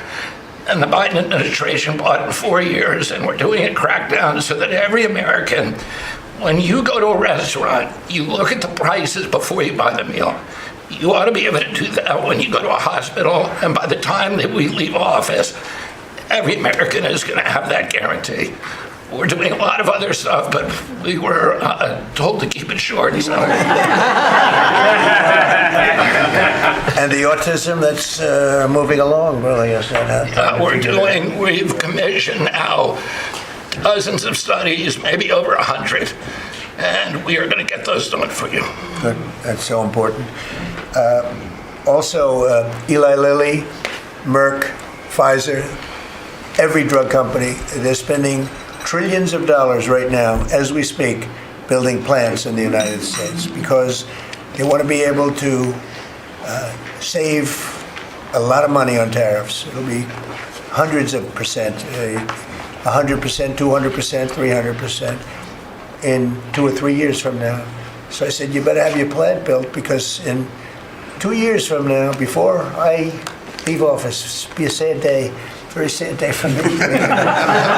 But before I leave, every one of these plants better be built because you're going to be paying 300% tariffs. And they're all building their little hearts out. I spoke with the head of Eli Lilly, who's a fantastic guy, a star, actually. He's a star, very smart. And he told me he's building 6 plants in the United States, big ones, in locations that I know very well, but all over the country. Merck is building, and Pfizer's building, and every one of them's building, and foreign companies are building. So it's an amazing thing that's happening, and you're doing a fantastic job. I read an article today where they think Bobby is going to be really great for the Republican Party in the midterms. So I have to be very careful that Bobby likes us. But we're letting you do your job, right? Thank you, Mr. President. Thank you. You're doing a great job. You and Oz and the whole group, they're doing a... I'll add this, and Marty McCary has done an incredible job at FDA. That's true. Last month, we approved more gene and cell therapies than any time in history. And we're making this a safe and productive and encouraging ecosystem for biotech so that China does not steal that industry from us. Fantastic. I'm going to ask Scott Turner to speak really quickly about housing because, in my opinion, I have very strong opinions on housing. That's what I did for a long time. I did good with it. But, you know, we got to get interest rates down even lower. They are now pretty low, but we got to get them lower. And I'm a big factor, to me, the biggest factor is interest rates for housing. Only in that, you know, you have a lot of people that have become wealthy in the last year because the house value has gone up. And, you know, when you get the housing, when you make it too easy and too cheap to buy houses, those values come down. I don't want those values to come down. We have millions of people that own houses, and for the first time in their life, they're wealthy because the house is worth $500,000 or $600,000 or more or less. but more money than it's ever been worth before. I don't want to do anything to knock that down, and so I want to be very careful with this. You know, you make housing, I can turn on housing immediately, but you make it too easy and you're going to knock the value down of people that own houses. I want to, for those people, those millions of people that own houses, we're going to drive those values up. But we're also going to try making it easier for people to buy. The best thing that can happen for both groups of people is lower interest rates, and those interest rates are coming down. And with a proper, intelligent person at the Fed, that person will be able to work with us to get interest rates down. That covers all of the sins. It covers everything. Lower interest rates keeps the values up for the people that have housing and lets other people buy housing. And Scott, if you could just expand quickly on that. Yes, sir. You did allude to when we first came in, sir, you know, our fiscal house in America was a mess. But because of your economic policies, the economy is thriving. And I do have some good news to share. As you said, you know, good news. I hope this will make the interest rates continue to go down. But because of your policies, sir, home sales in December, they rose sharply to their strongest pace in 3 years. A lot of people, when we first came in particular young people, were concerned and asking the question whether they would ever be able to afford to buy a house in America, which is the American dream. The 30-year fixed mortgage rate dipped to a multi-year lows, driving monthly payments down for the 2 years at the lowest levels. So more people can get a mortgage now, more families can be able to afford to get a home and achieve the American dream. At HUD last year, we helped and supported over 1 million people through FHA and Ginnie Mae to be able to buy a home. 500,000 of those were first-time home buyers, and hundreds of thousands of our veterans we supported. And so that's good news that millions of people in our country are now beginning to buy homes. We also, sir, saw that you are, and we're working with you, making bold action to ban institutional investors from buying single-family homes. Those homes are for the American people. So, sir, thank you for your leadership on that. Also working with Director Pulte over at FHFA to buy $200 billion worth of mortgage-backed securities, driving down even more the cost to get a home. And so we're grateful for those actions. Also, the One Big Beautiful Bill has been tremendous, making the low-income tax credit increase, working with Secretary Bessent at Treasury to produce more projects and more homes in America. And the One Big Beautiful Bill also made our beloved opportunity zones permanent. And the media doesn't talk about opportunity zones very much, but I'll do it today because I know that they have been transformative in our country. Over 1 million people lifted out of poverty, sir, in opportunity zones, 300,000 new units of housing in opportunity zones, and a 3.4 increase in the value of houses. By the way, we have to give him credit. Senator, he's a great guy. Tim Scott came to see me, first administration, first term, and he had this idea for opportunity zones, and he gave me the idea. We did it. We implemented it. It's one of the most successful programs in the history of our country, and nobody talks about it. The press doesn't talk about it, but I want to just tell you, Tim Scott, Senator, South Carolina, did a great job, right? Did a wonderful job, yes, sir. Did a good job. He's a good man. Yes, sir. And so those have been made permanent now.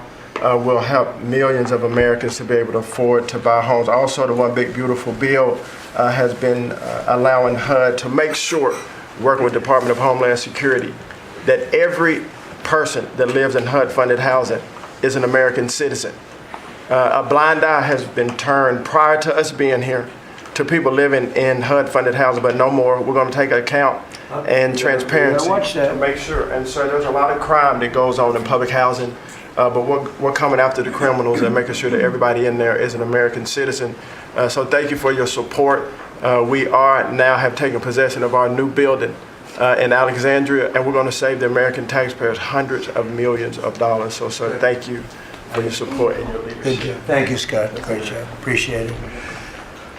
One of the things Scott said, though, is, again, existing housing, people that own their homes, we're going to keep them wealthy. We're going to keep those prices up.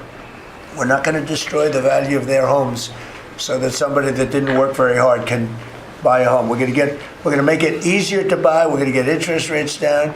But I want to protect the people that for the first time in their lives feel good about themselves. They feel like they've, that they're wealthy people.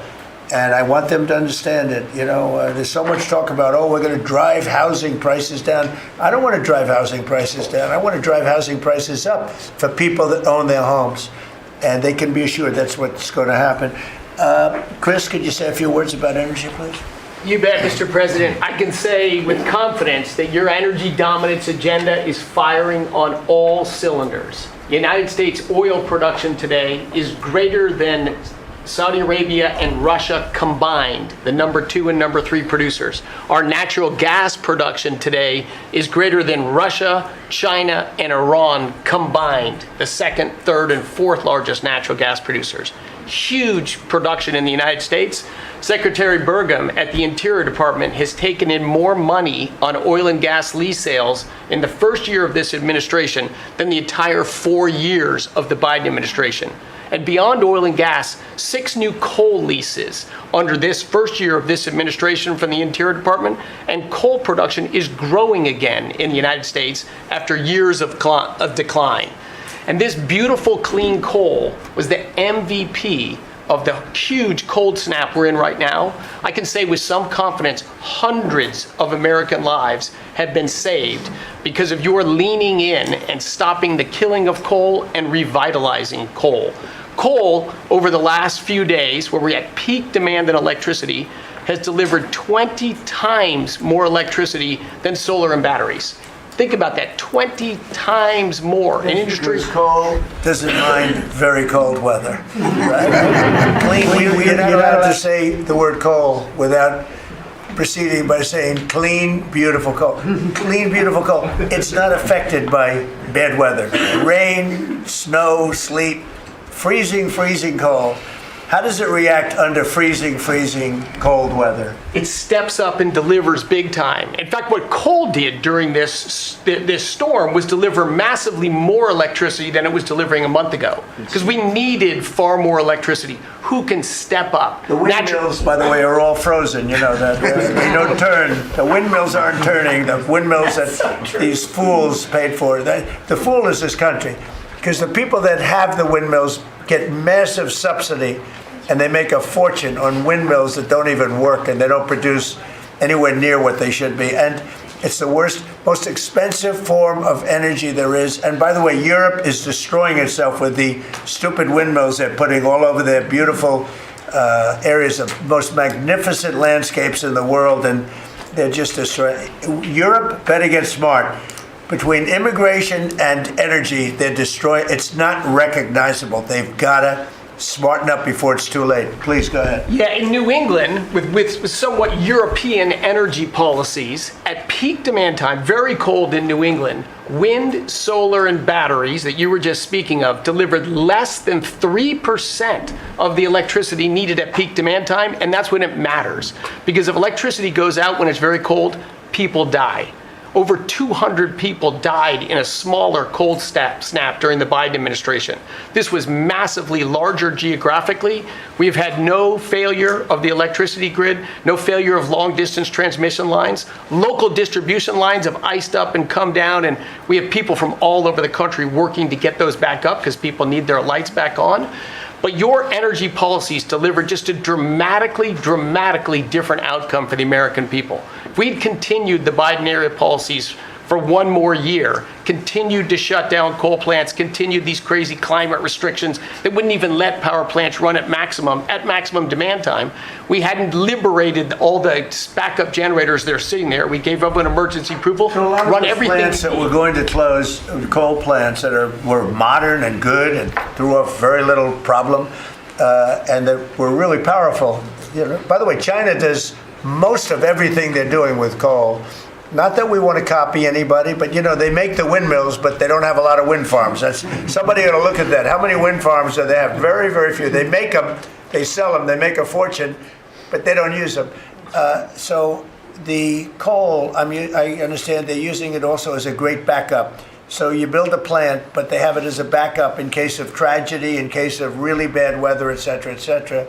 They actually store coal on the site of other plants so that if they need emergency energy, The coal is always going to be there, whereas other things aren't. Is that correct? Exactly. Coal just stepped up here to 25% of our electricity during this high demand time. Natural gas, coal, and nuclear, they are what run the American electricity grid. The others are ornaments and often expensive And you ornaments. stopped plants from being demolished, right? 17 gigawatts of coal generation plants were slated to close last year that were stopped from being closure by this And if administration. they were closed, we would be really tight on energy. We would have had significant blackouts at these peak cold times, and extrapolating from the last storm during the Biden administration, I think at least hundreds of deaths. Because in the South, a lot of heating is done with electricity generation. If those grids go down, people die. So these, and when you're going back to the Working Families Tax Cut Act, or the One Big Beautiful Bill, that got rid of $500 billion of subsidies, energy subsidies, that do nothing but make energy more expensive and less reliable. And under this administration, we've spent massively less on energy, and we've delivered massively more on energy. And when you have more energy of lower prices. It's a fantastic job. You and Doug. Doug said, you got to get this guy, Doug. You got to get this guy, Chris Wright, and get him as soon as you can. I said, but I want you to run energy. He said, well, I'm good at it, but he's better, right? Didn't you tell me that? So I gave him the land, I gave you the energy, right? And it's a great combination. I mean, they literally have, I said, maybe we'll merge it in some way. They said, we don't have to. We get along. They work together, right, with the land. He's got the land and the energy. He's got the knowledge to take it out. It's been a good combination. This administration, the whole administration, and your leadership has been very focused on energy, because we can push down energy prices, we can lower costs on Americans, and we can raise wages by bringing jobs and opportunities here. It is a transformation of American energy. Thanks for your leadership. He's one of the most respected people in the energy world. And Doug told me about Chris Wright. They said, if you could get him, what he gave up to do this job, you're making a little less money, but that's all right. You don't care. What you're doing is fantastic. But he said he's the best in the world. Other people have told me that. The heads of the biggest companies have told me that. And it's really panning out to be so. We appreciate it very much. It's great. One of the things we're doing with energy, I think that's so important. We have an old grid, been around a long time, and not really, can't be much expanded. It can be fixed up a little bit, but can't be much expanded. And we have some plants that are so big that the grid would never be able to hold it. We're allowing them to build a electric producing plant, mostly electric, but they can use nuclear to do it, they can use oil and gas, they can use coal, they can use whatever they want. I think many are choosing oil and gas because it's there, it's tried, it's true, it's plentiful, it's inexpensive. Some are going nuclear, some are going both. Many are going all three. But the plants, you read, well, how do we ever fire those plants? Because to do this, we need 2 times the electricity we produce in 1 year for the entire country, which is almost hard to believe. These buildings are so big. They're going up now. So I did something that nobody thought was possible also. When they build their building, they build their own electric generating plants. And we are seeing some of the most incredible designs you've ever seen. So we don't need the grid. I read an article in the Wall Street Journal saying, oh, we're falling behind China. We're not actually. We're leading everybody because I'm letting them build. The government would never be able to do that. Now, China's a different kind. They build, they do things that you got to hand it to them. President Xi, they build vast amounts of energy. They don't have certain constraints that we have in this country, but we're more than topping them. We're leading China by a lot on AI, and it's primarily because I'm allowing them to build with their plant their own electricity. If they had to rely on the grid, they wouldn't have any power. You wouldn't have any power for anything. And they're building the electricity. And one of the reasons I'm able to do that is we have a very capable man in the room named Lee Zeldin. He may be in the room someplace. Is it his normal place? He's there. He's always there. Most reliable, solid guy. And he's done an amazing job. Could you just explain that? And also, because of the fact he's so good, California has a problem. The hardest permit to get when they lost 25,000 or so houses, which shouldn't have been lost, they should have allowed the water to come down from the Pacific Northwest, which was very plentiful. But they didn't do that. They lost 25,000 houses. Lee and his team gave them the most complicated permit within 20 days. Everybody, every single house that burned down got the federal approval. Unfortunately, it's well over a year. And the state and the city, that's Gavin Newsom, and the city, the mayor, who's grossly incompetent, by the way, they have been unable to give permits. There are like 3 houses being built out of thousands and thousands. They have no permits. So I read about a week ago that it's possible, because of what's happened, whether you declare national emergency or something, these people are they're dying to build their house. They want to do something, that I could put somebody in charge from the federal government. Congratulations, Lee. And I'm putting Lee Zeldin in charge of getting them their permits, city, federal. You have the federal, you need the city and state. And I hear you have great powers over them if we want, and we're going to give you that power. We've already given you that power. So Lee Zeldin is going to work with the thousands of people that are dying to build their house. And I also recommend one other thing.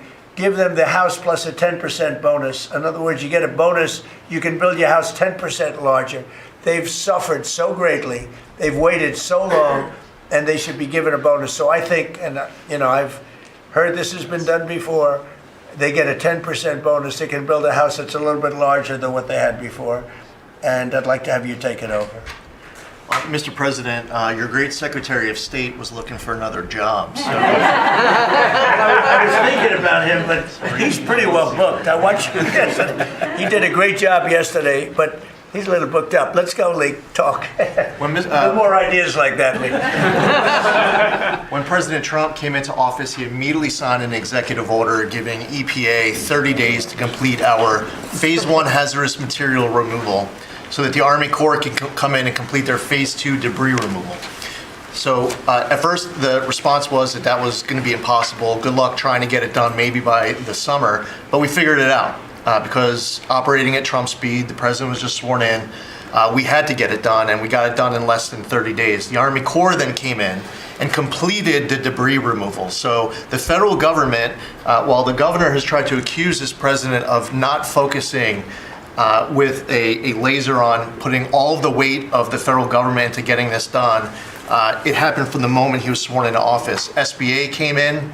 I think it was about half of the disaster loan money, billions of dollars from last year went towards these residents and businesses. So the full weight of this government.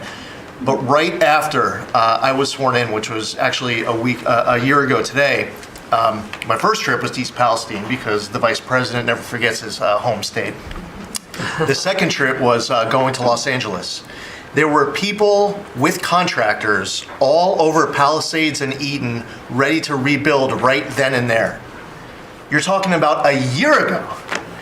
And now the frustration, the passion that we all hear from all of these Los Angeles residents. And President Trump, he's made it clear to us that he's heard enough. And the message should be heard loud and clear to that local leadership. They should be motivated listening to this right now. And when this cabinet meeting is over, if it hasn't been done already, is that they need to go into the office where these permits are just laying around, flip over tables if you have to, fire people if you have to, and get all of these approvals done so that people can rebuild their lives. It's been a year, and this president has had enough. So whatever you can do, that's going to be very important. And it's so sad, those people, we were there a few days after the fire. You were there with me. We're walking down the streets. The people are devastated. The love that they had for that property was everybody was going to rebuild, and they thought they could do it immediately. They should have. We gave it to them so quickly, but they can't get their permits. They still can't build, and they're losing spirit too. I mean, a lot of people are losing spirit. And the other thing I'd like to talk to you about and other people about that happen to be sitting around the table. They want to build a low-income housing project right in the middle of everything in Palisades. And I'm not going to allow it to happen, okay? I mean, maybe it's politically correct, maybe it's not. I'm not going to let these people destroy the value of their houses. I built a lot of low-income housing. I made a lot of money building low-income housing. I know more about it than anybody. We're not going to allow this guy to build a low-income housing project on top of everything else in the middle of that mess that was created by the fact that they didn't allow water to come down from the Pacific Northwest, okay? And I'd like you to have that stopped, and stopped immediately. No financing. That might be you, Scott, because they'll come to you for financing. It's never going to be approved. You would never, but Scott thought it was a horrible thing. So there's going to be no financing for low-income housing. Let the people build their houses, and as fast as you can, help them, help the mayor and help the governor get their permitting done. Okay? Yes, sir. Okay, thank you very much. Kelly, I think you were just alluded to, are you helping some of the people out there with loans? Yes, Mr. President, thanks to your leadership, you also helped put the fires out. Your executive order got water to the scene in your earliest days of your presidency. So you've been there from day one. We've been out there twice now. There had been no changes until your executive order this week that is allowing that permitting to happen quickly. We have 16,000 structures burned. We have put loans out on 12,000 of them for $3.2 billion. More than half of all the disaster money delivered in America went to that area. Now, because of the abject leadership, the failures of Gavin Newsom, they have not been able to rebuild. Because of your leadership, they're going to be able to rebuild. But that's not all you've done. They'll take the credit for it. Watch, it'll start, and they'll take the credit. Look at the great job we did. They would never, it wouldn't get built in 20 years, and it will be destroyed by building low-income housing next to luxury housing. History says that doesn't work too well. Go ahead. We're going to make sure that doesn't happen, Mr. President. Please. But under your leadership, you've ended at least 8 wars, okay? But probably the most important and underreported war that this president ended was Joe Biden and the Democrats' war on Main Street and hardworking families. We've seen it as I've gone across the country this month, 10 different states, and we saw it when we were together in Iowa. Hardworking families, farmers, small businesses expressing gratitude, lined up to thank you. I was out with our great vice president last week in Toledo, Ohio.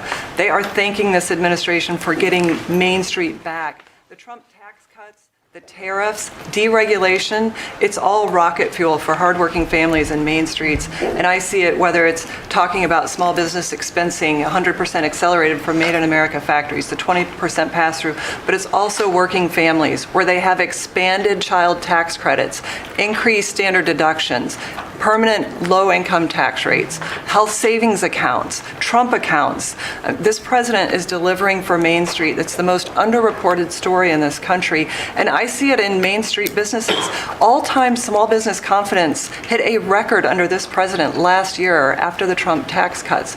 All-time small business formation now at 36 million small businesses and a record $100 billion out from SBA because a record number of people want to invest in this country and hire. And whether I've talked to manufacturers about tariffs, they know that this president is bringing manufacturing back, just like Prince Manufacturing in Macon, Georgia. 500 employees machining parts for our defense, our agriculture, our automotive, our aerospace industry. They're going to hire 500 more people this year because of tariffs, because of the Trump tax cuts, and because of SBA lending. And I see this state after state as I've gone across the country, talked to hundreds of business owners, walked dozens of factory floors. This is not being covered, but it's going on in America. The number one problem is they need skilled workers. And this is something I'm working on with Secretary Chavez-Urimer. I'm working across the administration to ensure that we empower our small businesses. 98% of our manufacturers meet the small business definition. So Ford has 5,000 small manufacturing suppliers.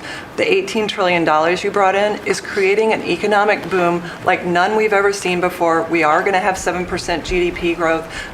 GDP now is probably underestimating where it is in 4Q, but with interest rates going down, with regulation going down, these are all taxes on small businesses, and those are going away. And thanks to President Trump, your leadership, we are seeing Main Street boom. Hardworking families have $1,000 already in their pockets, and when they get their $1,000 refund tax, I hope they all remember that every Democrat voted against them getting their tax refunds, because this is what our administration is doing, is powering your incredible economic agenda forward on Main Street. Thank you very much. Great job. I do want to say that on my left, I have a man who's doing a fantastic job, and on my right also. But we're spending a tremendous amount of time and effort on building our military. We largely rebuilt the military during my first term, fortunately, and we're greatly enhancing it now.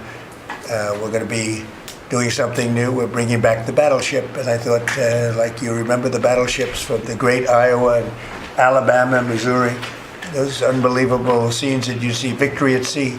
You'd see these incredible ships, and I thought they were powerful, but the battleships that we're building are going to be 100 times more powerful than those beautiful works of art. I mean, they were magnificent, all steel. We have the steel now, and we're going to be doing that as an enhancement. But our military is very, very strong. You may want to say something about the large fleet of ships that's heading over to the Middle East.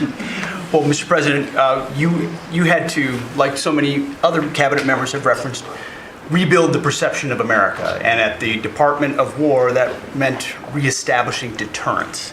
What happened in Afghanistan, what happened in Ukraine, a war that never would have occurred, what happened on October 7th in Israel, never would have happened under President Trump. So as a result, we're having to rebuild how our enemies perceive us. And when President Trump said, we're not getting a nuclear, Iran, you won't have a nuclear bomb, he meant it. And we sent those B-2s halfway around the world, and they never noticed. When he said, we're not going to tolerate trafficking drugs anymore in our hemisphere, we treat them like the Al-Qaeda of the Western Hemisphere, he meant it, and we're executing that. When you said, Mr. President, we're securing the border, the military was proud to do their part alongside Homeland Security to do that. Same thing with Iran right now, ensuring that they have all the options to make a deal. They should not pursue nuclear capabilities. We will be prepared to deliver whatever this president expects of the War Department, just like we did this month. No other military in the world could have executed the most sophisticated, powerful raid, not just in American history, I would say in world history. What those men did going downtown, another country, the most secure place in the most secure base in the middle of the night without anybody knowing until those simultaneous bombs dropped 3 minutes before the helicopters dropped. No other country could coordinate that. No other president would have been willing to empower those warriors that way to be that effective. And that sends a message to every capital around the world that when President Trump speaks, he means business, and we are reestablishing deterrence at the War Department, Mr. President. Thank you. Great job you're doing. Just to finish up on that, the Somalian pirates over the years have stolen many ships.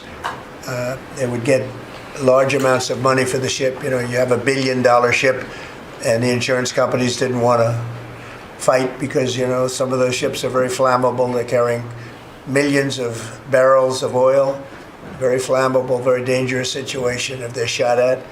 So they wouldn't fight. We notified them a number of months ago. Anybody that does that gets the same treatment as a drug dealer sending their drugs in from Venezuela or anybody else. As you know, it's 97% down by water. So the drugs coming in by sea or by water is down 97%. Now we're also starting, that was the more difficult route. Now we're starting to do that by land also. It will be, you'll see that happen as they come in and kill our people with drugs.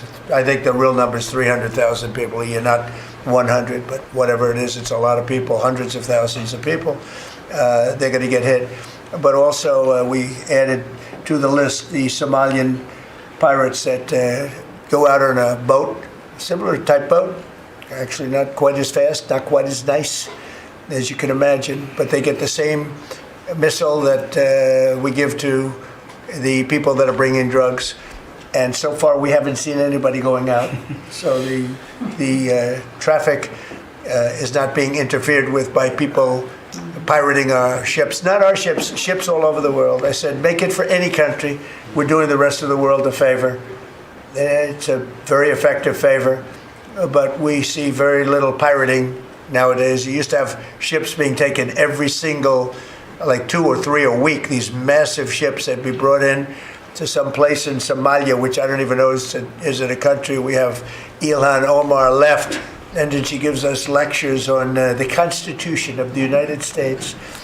These people are, what they've done to rip off our country is terrible, but the pirating has essentially stopped. They know that if anybody even makes a move toward a ship, they get the ultimate treatment. They will go to wherever they want to go, but it's probably not going to be to heaven. I can't imagine, but they get hit very hard, just like a drug dealer, just like the boats, the ships that are coming in. Every boat that comes in with drugs on it that we take out, we just saved 25,000 American lives. Each boat is the equivalent of saving 25,000 American, mostly American, but American lives. So I just wanted to let you know that, and Pete's been totally authorized to do that, and they know it's going to happen, and it seems that all of that brisk business that they had has been stopped in its right in its foot. So I just want to thank everybody for being here. My cabinet has been amazing. I like this much better than going around for 3 hours. We'll pick on other ones. Pam, you're doing great. We're all doing great. JD, if you'd like to say something, you can. Would you like to really quickly? He is, after all, the Vice President of the United States. It's okay, sir. I'm here for the free coffee. I just say it's an honor to serve with this group, and we're doing a lot of good for the American people. We're very proud of it.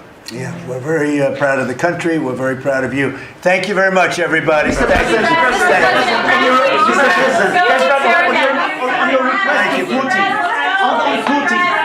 why not take questions? Mr. President, one question.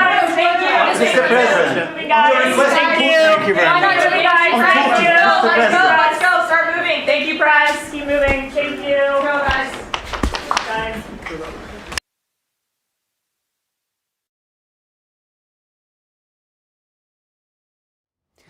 Now, that was President Trump, Vice President J.D. Vance, and other cabinet members at the first cabinet meeting of 2026. There was a lot discussed, the impact of tariffs that it's had on energy, on trade, and national security. There's also a discussion on energy itself and how Venezuela will be used and rebuilt using energy. Now, that's all we have time for this hour. If you have any feedback on the show or you have something you'd like to see us cover, send us an email at news.today@ntd.com. We'd love to hear from you. We're going to cover more news right after this break.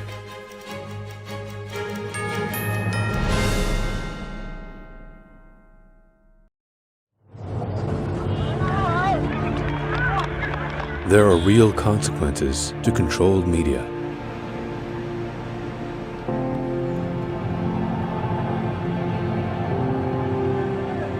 And NTD's founders know them firsthand.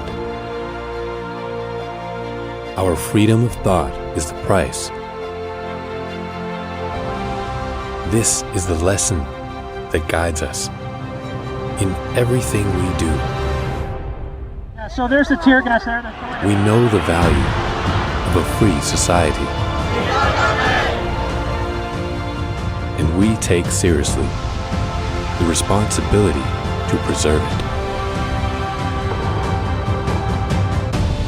We are NTD.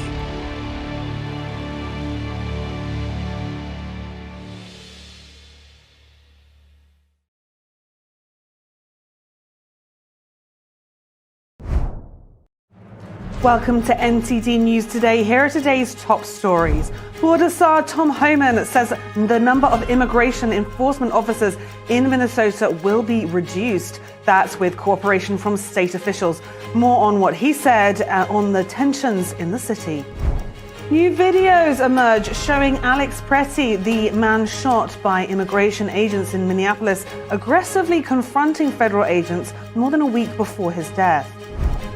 Minnesota Governor Tim Walz says he will never again run for office. Senator Amy Klobuchar announces she's running to take his place. A car rams into a Jewish center in New York as people inside were gathered for prayer. Police are investigating as a hate crime.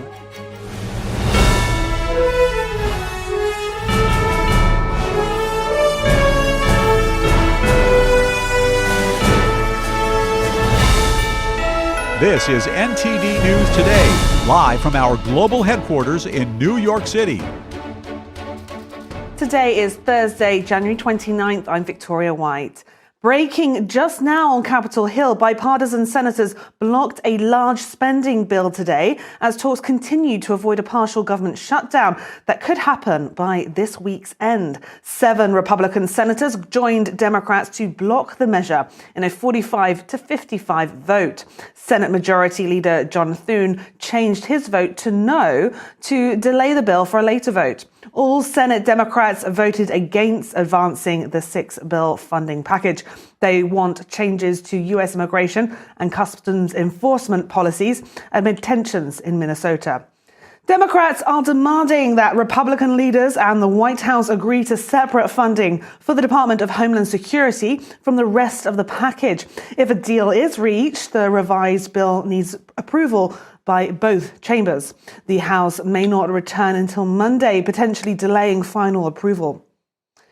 We're learning more about the man who was recently shot by federal agents in Minneapolis. New videos have emerged which show Alex Pretty aggressively confronting ICE agents more than a week before his death. The video captured by the news movement shows Pretty spitting at a federal agent's vehicle. As it pulls away, Pretty kicks the SUV's taillight twice, breaking it. The incident happened on January 13th, 11 days before he was fatally shot by Border Patrol officers. A lawyer for the family has verified the person in the video is Alex Pretty. The video shows several agents tackling Pretty and bringing him to the ground before he is let go. When he turns his back to the camera, what appears to be a handgun is visible in his waistband. It is unclear whether the agent saw it. Pretty was fatally shot last week during a separate confrontation. Immediately after the incident, several officials said Pretty brandished a firearm during a protest and was carrying the gun when he confronted the agents. Customs and Border Patrol says it has put the two agents involved on administrative leave, calling it standard protocol. Border czar Tom Homan spoke today about immigration operations in Minneapolis. He says city and state officials have agreed to honor ICE detainers in prisons. He added that would allow for a drawdown of federal agents. Homan also addressed border security and the stress that ICE agents face. Under the President's leadership, we have the most secure border in the history of this nation, which means less women are being raped. Less children are dying crossing that border. Less fentanyl is getting in this country to kill Americans. More agents in the jail means less agents in the street. This is common sense cooperation that allows us to draw down on the number of people we have here. Yes, I said it. Draw down the number of people here. Because we have the efficiency and safety of the jails. Day after day, can't eat in restaurants, day after day, having people spit on you and blow whistles at you, day after day, having all these threats at you, day after day, having people trying to interfere with you, day after day, they're human.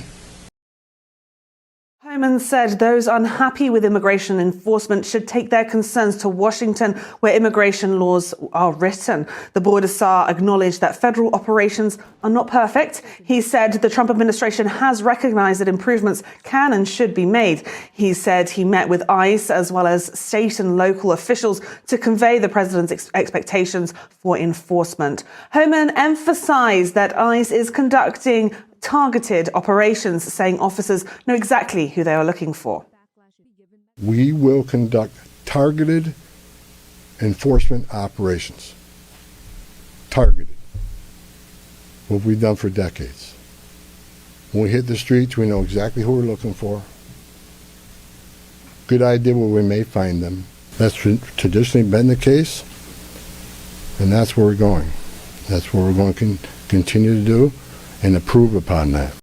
ICE and CBP officers are performing their duties in a challenging environment under tremendous circumstances, but they're trying to do it with professionalism. If they don't, they'll be dealt with. Like any other federal agency, we have standards of conduct. Homan said he had a good meeting with Minnesota Attorney General Keith Ellison. The border czar said Ellison clarified that county jails may notify ICE of release dates for criminal illegal immigrants so that they can be safely taken into custody. Homan also called on state and local officials to stand shoulder to shoulder with federal agents to tone down the dangerous rhetoric. We got to stop the rhetoric, the hateful rhetoric that has caused an increase in assaults. That it calls, because of that, have to send security teams out with arrest teams, which surge the city with additional resources because of the rhetoric, because of the threats, because of the assaults. I begged for the last 2 months on TV for the rhetoric to stop. I said in March, if the rhetoric didn't stop, there's going to be bloodshed. and there has been. I wish I wasn't right. Prioritization are going to be criminal aliens, public safety threats, and national security threats. The organization and the funding of the attacks on ICE. I'm not going to answer a lot about that because I'm not going to show our hand, but they'll be held accountable. Justice is coming. Homan also warned that weak border enforcement sends a message encouraging illegal immigration, increasing deaths, trafficking, and a strain on Border Patrol resources. Homan also addressed protesters. He said he supports First Amendment rights and appealed to those voicing concerns to keep it peaceful. He also said there will be zero tolerance for threats against law enforcement officers, assaults on agents, and interference with enforcement operations. Minneapolis Mayor Jacob Frey is traveling to Washington, D.C. today. He will attend the U.S. Conference of Mayors. Frey says Minneapolis has seen one of the largest federal immigration deployments. He says it must not spread to other cities. He will also take part in talks on how cities can work together to keep communities safe. A Somali-American woman has been arrested in Minneapolis. 23-year-old Nazra Ahmed was among 16 people taken into custody, accused of assaulting or impeding federal law enforcement during a riot. Ahmed went viral earlier this month after a news conference where she compared Somali-American identity to a mix she called bananas and rice. Attorney General Pam Bondi said she is in Minneapolis as federal authorities step up enforcement following recent unrest, warning that more arrests are expected. Bondi says the government will not tolerate lawlessness in Minnesota. The arrests come amid heightened tensions after the shooting of Alex Pretty during an ICE operation. Federal officials say protecting agents has become a top priority as protests continue. Minnesota Governor Tim Walz said in an interview yesterday that he would never run for office again. Walz is currently serving his second term as governor of Minnesota. He was first elected in 2018 after serving 6 terms in the U.S. House of Representatives. The Trump administration has recently singled out Walz and Minnesota over allegations of massive fraud in the state. And Senator Amy Klobuchar said today she is running for governor of Minnesota. In her campaign announcement, the Senate Democrat vowed to challenge President Trump and his administration's immigration enforcement efforts. She also said that Minnesota has been through a lot. In a video posted on X, she pointed to this month's fatal shootings in Minneapolis, the assassination of a state legislator and a school shooting. Klobuchar did not address the ongoing investigations into widespread fraud in her state. Several Republicans are running for the GOP nomination, including MyPillow founder Mike Lindell and Minnesota House Speaker Lisa DeMoth. Senator Susan Collins says enhanced ICE operations in Maine have ended. The move comes just over a week after federal officials launched what was called Operation Catch of the Day. In an earlier morning statement, Maine's senior senator said the decision followed several conversations with Homeland Security Secretary Kristi Noem. Collins says DHS does not confirm enforcement activity, but commented that there are currently no ongoing or planned large-scale ICE operations in the state. The intensified effort was aimed at targeting what officials described as the worst of the worst. It led to more than 200 arrests. Collins said ICE and Border Patrol will continue normal operations in Maine. A federal appeals court says ending temporary protected status for Haitians and Venezuelans in the U.S. was illegal. It says Homeland Security Secretary Kristi Noem exceeded her authority with the terminations. The appellate panel says she tried to override the power of Congress. The ruling upholds a lower court decision. Noem argues conditions have improved in the two countries, so their TPS designations are no longer necessary. Haitians got temporary protected status after a catastrophic earthquake in 2010. The U.S. gave Venezuelans TPS due to the economic and political crisis in that country. New York police have launched a hate crime investigation after a disturbing car ramming incident overnight. A man was arrested after repeatedly crashing his vehicle into a deeply revered Hasidic Jewish site. NTD's Daniel Monahan reports. Videos shared online show a car repeatedly reversing and then smashing headfirst into the Chabad Lubavitch World Headquarters in New York City last night. The frightening incident happened while people were gathered for prayer. It comes at a time of heightened concern within Jewish communities worldwide, following last month's deadly Bondi attack in Australia, where 15 people were killed during a Hanukkah celebration. Police Commissioner Jessica Tisch said the bomb squad responded and conducted a full sweep of the vehicle. No explosive devices were found. This incident is currently being investigated as a hate crime by the NYPD's Hate Crimes Task Force. New York City's Mayor Zohran Mamdani said he stands in solidarity with the Crown Heights Jewish community. I am relieved that no one was injured in this horrifying incident. This is deeply alarming, especially given the deep meaning and the history of the institution to so many in New York and around the world. Mamdani said any threat to a Jewish institution or place of worship must be taken seriously. Anti-Semitism has no place in our city, and violence or intimidation against Jewish New Yorkers is unacceptable. Attorney General Letitia James said it was a blessing no one was hurt. I'm a former city council member who has represented this community in the past, and I know this community very closely and deeply. They are part of my family. Assistant Attorney General for Civil Rights Harmeet Dillon said she has instructed criminal prosecutors to open a civil rights investigation into the attack. Police say the vehicle involved had New Jersey license plates. The driver eventually exited the car wearing shorts, shouting to bystanders that it slipped, and told officers he was trying to park. A Chabad Lubavitch spokesperson said some of the doors were damaged in the crash. The Chabad Lubavitch headquarters and synagogue in Brooklyn's Crown Heights neighborhood has thousands of visitors annually. Its Gothic revival facade is very recognizable to adherents of the Chabad movement and has inspired dozens of replicas across the world. The word Chabad is an acronym for 3 Hebrew words, Chokhmah, wisdom, Bina, understanding, and Da'at, knowledge, according to Chabad.org. The Jewish religious system is focused on deep faith in the Torah. Daniel Monahan, NTD News.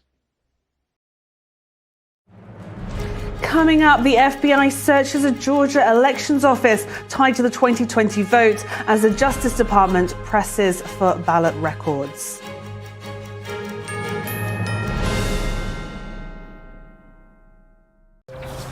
You see certain things get reincarnated in your children. My daughter is very much inspired by my wife's artistic pursuits. So my daughter started making necklaces. She makes what we call affirmation fashion. I tell her every day that your black is beautiful. Your black is beautiful. Your black is beautiful.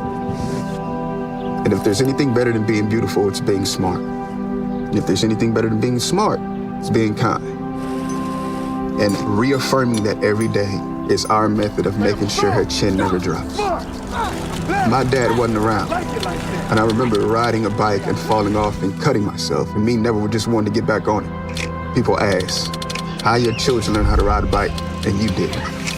I didn't teach them. I just created an environment where they taught themselves, and all I had to do was be there.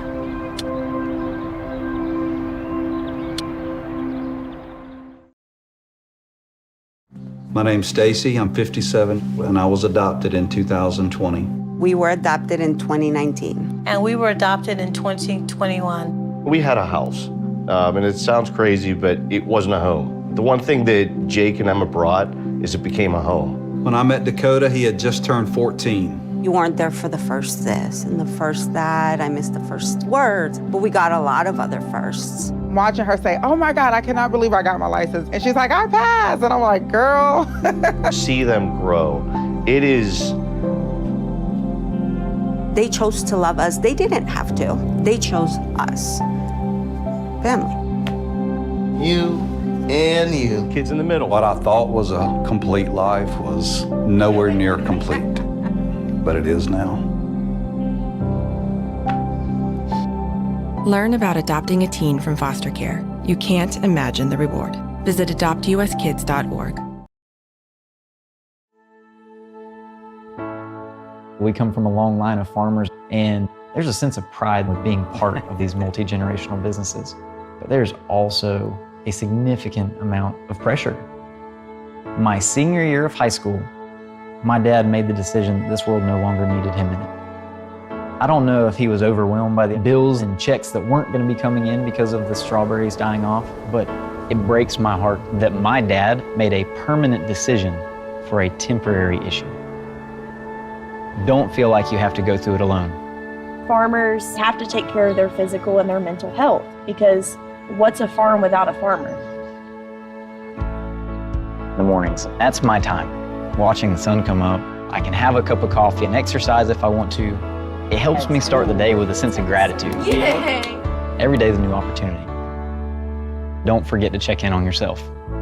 Love, your mind.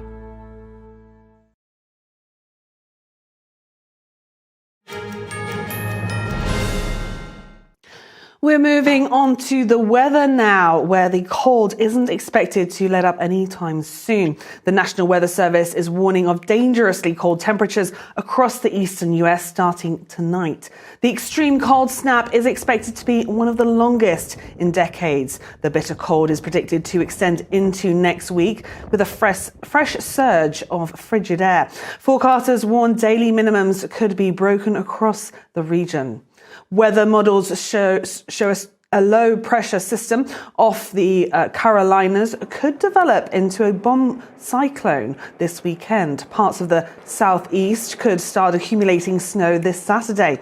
Further inland in Mississippi and Tennessee, the situation is growing more dire after days of icy weather and power outages. Many of these areas are not equipped for this kind of cold. Dispatchers are fielding calls for medication and oxygen, while troopers are conducting welfare checks on people who haven't been heard from in days. The FBI executed a search warrant yesterday at a Fulton County Elections Office outside Atlanta. The search comes amid ongoing scrutiny of Fulton County's handling of the 2020 presidential election.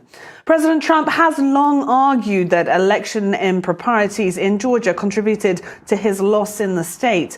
Last month, the Department of Justice filed a lawsuit against Fulton County seeking access to voting records from the 2020 election. County officials had previously said records were under seal and could not be released without a court order. The lawsuit stems from a July resolution passed by Georgia's state election board, which called on the state attorney general to ensure compliance with voting transparency requirements. Gold advanced to a new record high today, nearing the $5,600 an ounce level. Silver also benefited from the flight to safety, leaping above the $120 level. Here's an update. Gold extended its record-breaking rally on Thursday, blasting past $5,500 per ounce. That is, as investors sought safety amid geopolitical and economic strains. The precious metal jumped over 2% by midday in Asia and is up around 27% just this year. Prices broke the $5,000 mark for the first time on Monday and have continued to zoom higher. This is driven by a cocktail of factors, including strong safe haven demand and firm central bank buying. Since gold is priced in dollars, the weaker greenback also makes it cheaper for buyers holding other currencies. Analysts from OCBC said that, quote, rising government debt burdens, geopolitical concerns, and policy unpredictability have accelerated a structural re-rating of gold's role in portfolios.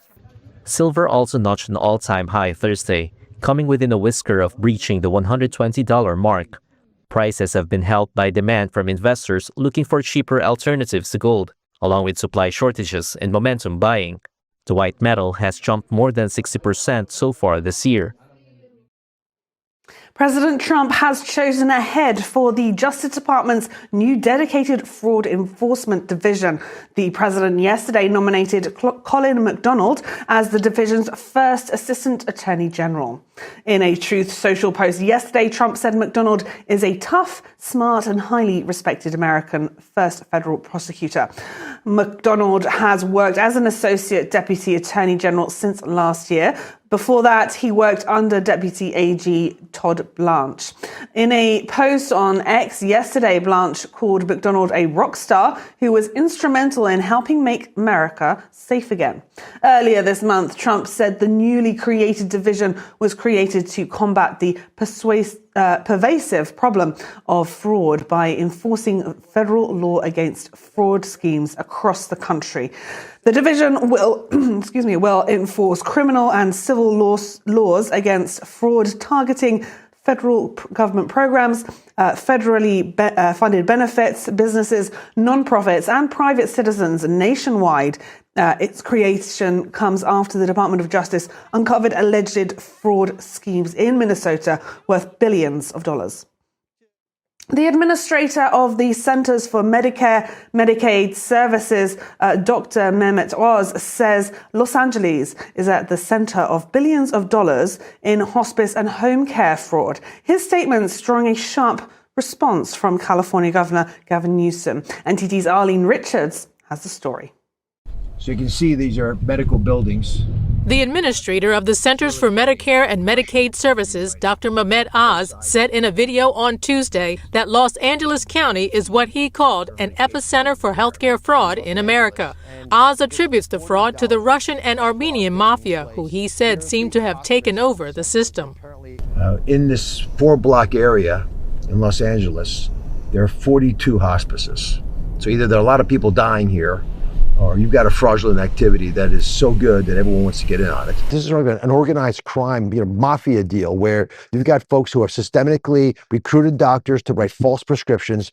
Governor Gavin Newsom's office hit back Tuesday saying, quote, amazing to watch Dr. Oz play as a fraud fighter for an effort the state launched years ago. The video comes 3 weeks after Oz and the Justice Department announced a federal investigation into medical fraud in California. The U.S. Attorney, the FBI, everyone's now focused on the fact that in this state, which has about $30 billion worth of home and community-based services, most of it might be fraudulent. Meanwhile, Newsom's office has said that he signed legislation in October 2021 to curb medical fraud and abuse, particularly in the hospice industry, which came after a Los Angeles Times investigation reported what it called widespread fraud and abuse in the California hospice industry. Oz said President Trump is not going to tolerate fraud in California anymore. Unfortunately, in California, there has not been a lot of attention on these problems. That's going to change. Arlene Richards, NTD News. Coming up, the European Union has imposed new sanctions on Iran and has designated the Islamic Revolutionary Guard Corps as a terrorist organization.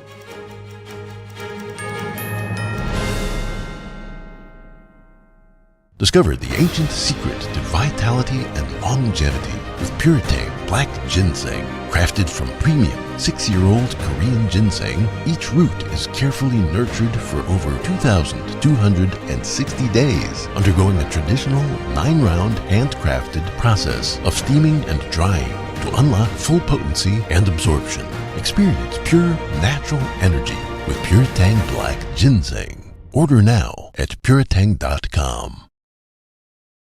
What if you could whiten your teeth by simply brushing your teeth? Now you can with Smile Actives, the teeth whitening breakthrough that safely gets your teeth white and keeps them white every day, just by brushing your teeth. I never thought that whitening my teeth could be so easy. I just put the gel on the brush, the toothpaste on it, brush, and I can see my white teeth. Simply add Smile Actives to any toothpaste and our patented PolyClean technology activates into a powerful microfoam that penetrates into the enamel surface to safely lift and remove stains. You need a simple way to whiten your teeth. Without strips, without trays, without going to the dentist. And it was about time that a product was developed that you would be able to do that with just brushing. And now, Smile Actives is even better with new Pro Whitening Gel with 33% greater whitening power, clinically shown to whiten teeth faster, up to 8 shades. 100% of users saw whiter teeth. On food stains, coffee and wine stains, even on veneers, crowns, and dentures. I eat the blueberries, I drink the coffee, and I know that Smile Actives will keep my teeth white every day. If you could use something so easy like Smile Actives to take yellow teeth to white teeth, why wouldn't you? Why spend hundreds of dollars for whitening treatments at the dentist when now you can whiten your teeth with new Smile Actives Pro Whitening Gel every time you brush your teeth? Call or go to smileactives.com and for a limited time get new Pro Whitening Gel for just $24.95. Order in the next 5 minutes and buy one get one absolutely free for just $24.95. That's 2 for 1 and save 58%. We'll even include free shipping. Get your teeth whiter guaranteed or return it within 60 days for your money back. I smile every day now. The difference is literally night and day. So now I'm always smiling, always choosing, because now my teeth are much whiter. This offer is not available in stores, so call or click now before the special buy one get one free offer goes away. We said we'd never break the 3-second rule. Never do that.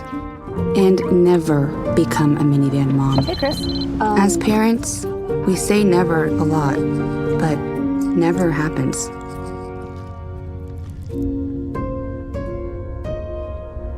So when you say you'd never leave your child in a hot car, know it can happen.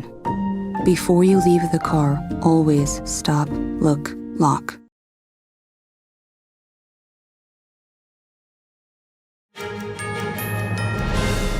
Mexican President Claudia Sheinbaum says she had a productive conversation with President Trump. According to Sheinbaum, the two talked about trade issues and the nation's bilateral relationship. The US and Mexico recently agreed to start talks on possible reforms to a United States-Mexico-Canada trade agreement. The trilateral trade deal took effect in 2020. Under the deal, the three countries must launch a joint review of the trade pact by July 1st. That's to confirm their intention to either renew it for a 16-year period or make modifications. The 2020 agreement has shielded Mexico from most of President Trump's tariffs, as many Mexican goods can enter the US duty-free.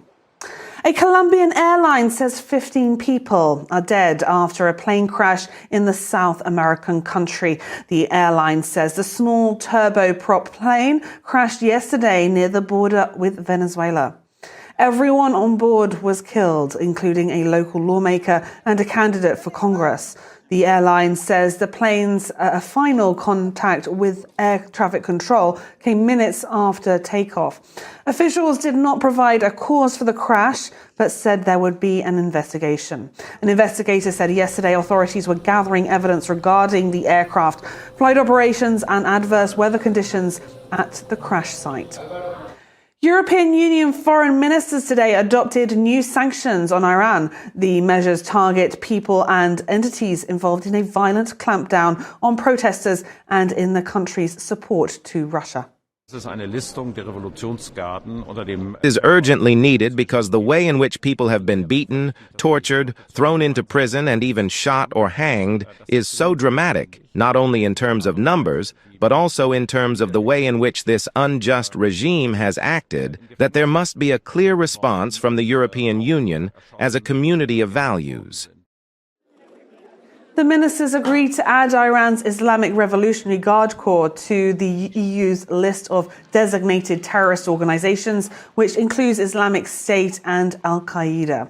The IRGC was set up after Iran's 1979 Islamic Revolution. The Revolutionary Guard is in charge of Iran's ballistic missile and nuclear programs and controls parts of the economy and armed forces. It was set up to protect the regime's clerical ruling system. Talks are underway to strengthen security in the Arctic. Secretary of State Marco Rubio said yesterday that technical discussions between the United States, Denmark, and Greenland have begun.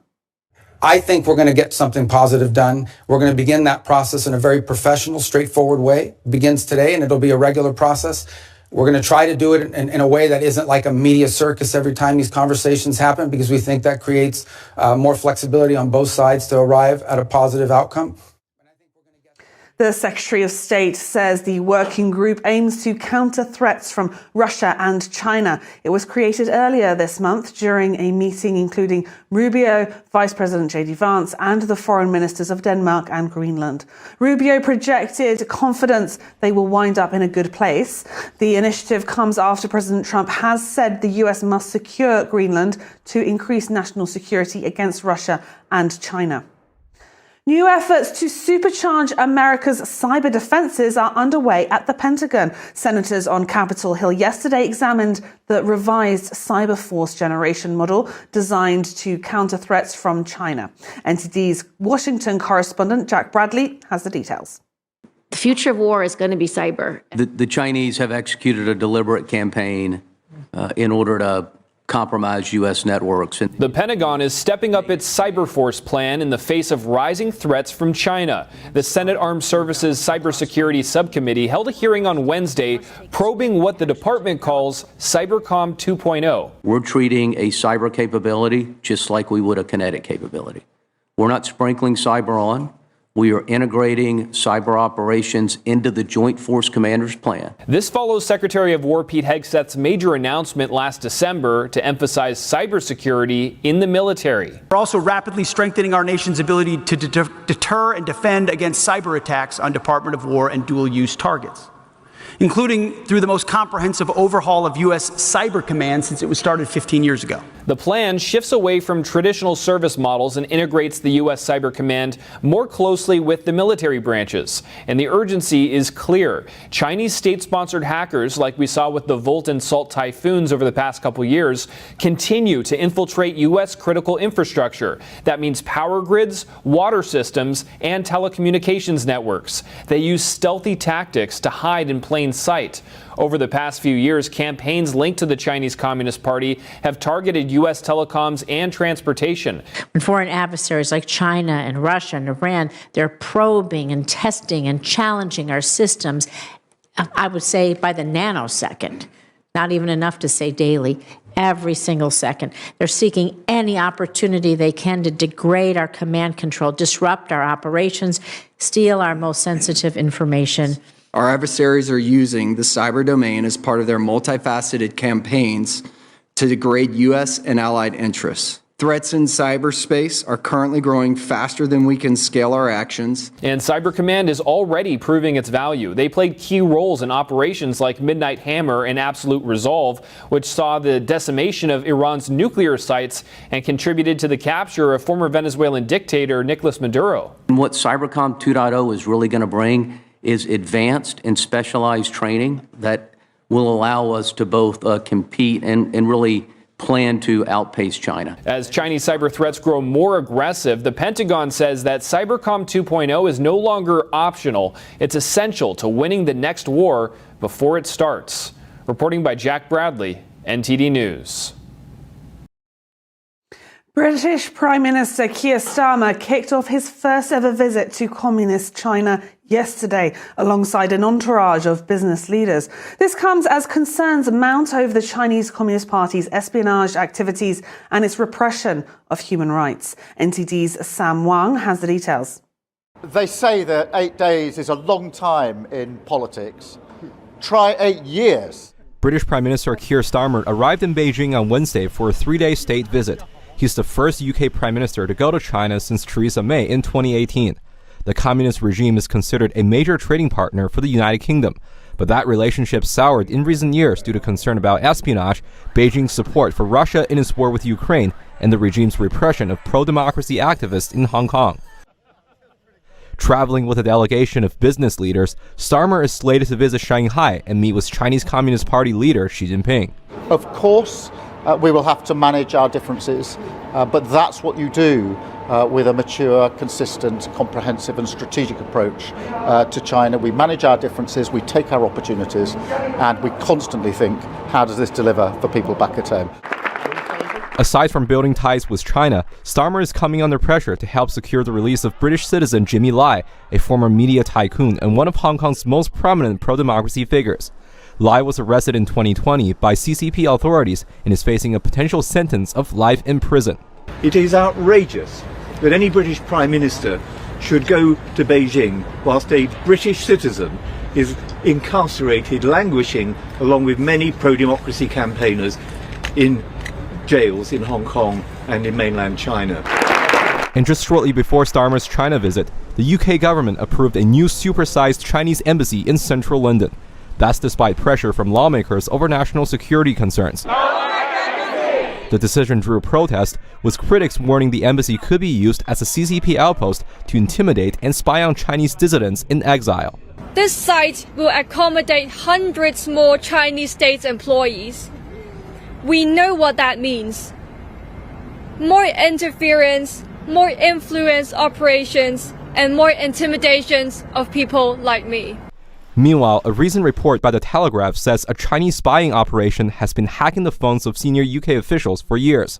Ahead of Starmer's visit, more than a dozen organizations issued a joint letter urging the Prime Minister to raise the issue of forced organ harvesting. It's a crime committed by the CCP against prisoners of conscience, including groups like Falun Gong practitioners and the Uyghur ethnic minority. When asked whether he would raise human rights issues with Beijing, Starmer did not go into specifics, but said that he would, quote, raise the issues that need to be raised. Sam Wang, NTD News. Meanwhile, while Starmer is in China, back in the UK, suspected Chinese agents have threatened to shoot Prime Minister Keir Starmer if performances of Shenyun go ahead. The UK's Metro media outlet reported yesterday that Shenyun received threatening emails during the company's tour in the UK, which is ongoing. One email reads, "Cancel the Shenyun performance or British Prime Minister Keir Starmer will be shot from a distance." Another reads, "If you insist on having Shenyun perform, you will experience a surprise terrorist attack. I am not joking with you." Shenyun is a performing arts company based in New York. Its mission is to revive traditional Chinese culture from a time before communism. The show also exposes the CCP's ongoing persecution against the Falun Gong spiritual group. Over the past 2 years, the company has received more than 160 death threats and bomb threats believed to be from CCP agents. According to Shenyun's website, the Chinese regime has been trying to sabotage performances around the world since the dance company's founding in 2006. Despite the threats, though, no actual incidents have ever occurred and no show was cancelled. Border czar Tom Homan says a number of immigration enforcement officers in Minnesota will be reduced. That's with cooperation from state officials. More on what he said on the tensions in the city.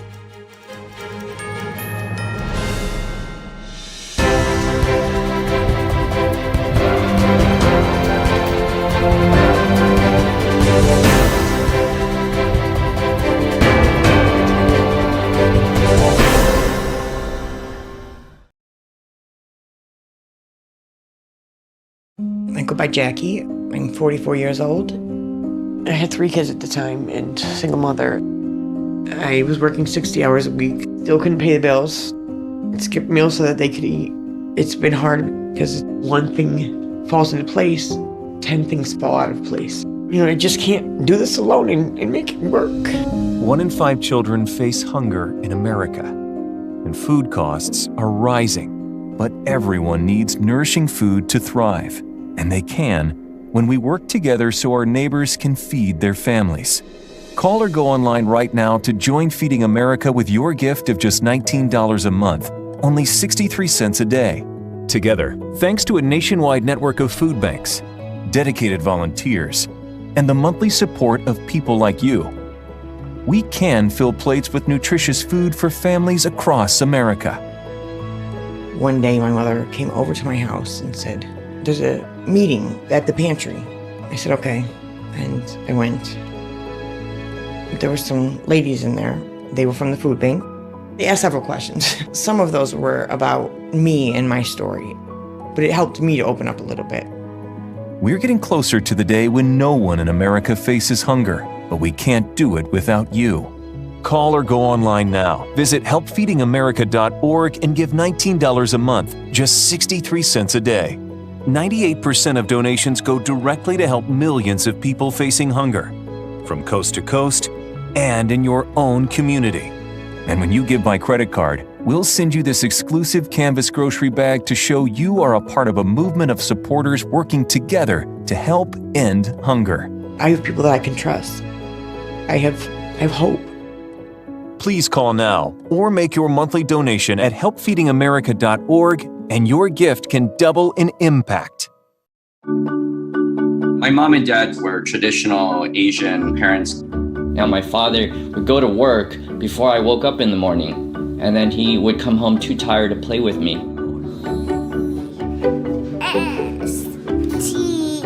I tell my son, I love you every single day. Now my dad has never said that to me. Not because he doesn't love me, but because culturally it wasn't comfortable for him. So I teased him the other day and I said, how come you never say that to me? And he said, you're too old now. Now that he's a grandfather, he says, I love you to my son every time he sees him. My advice to all the fathers out there, forget the material things, forget the cultural restrictions. They grow up way too fast for you to waste even a single precious minute or moment. Say bye-bye. Bye-bye.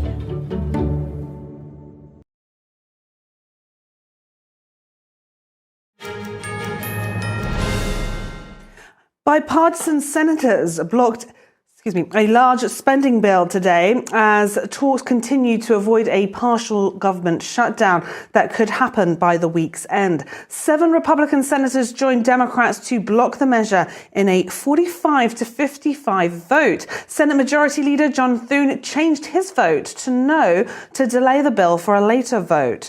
All Senate Democrats voted against advancing the 6th bill funding package.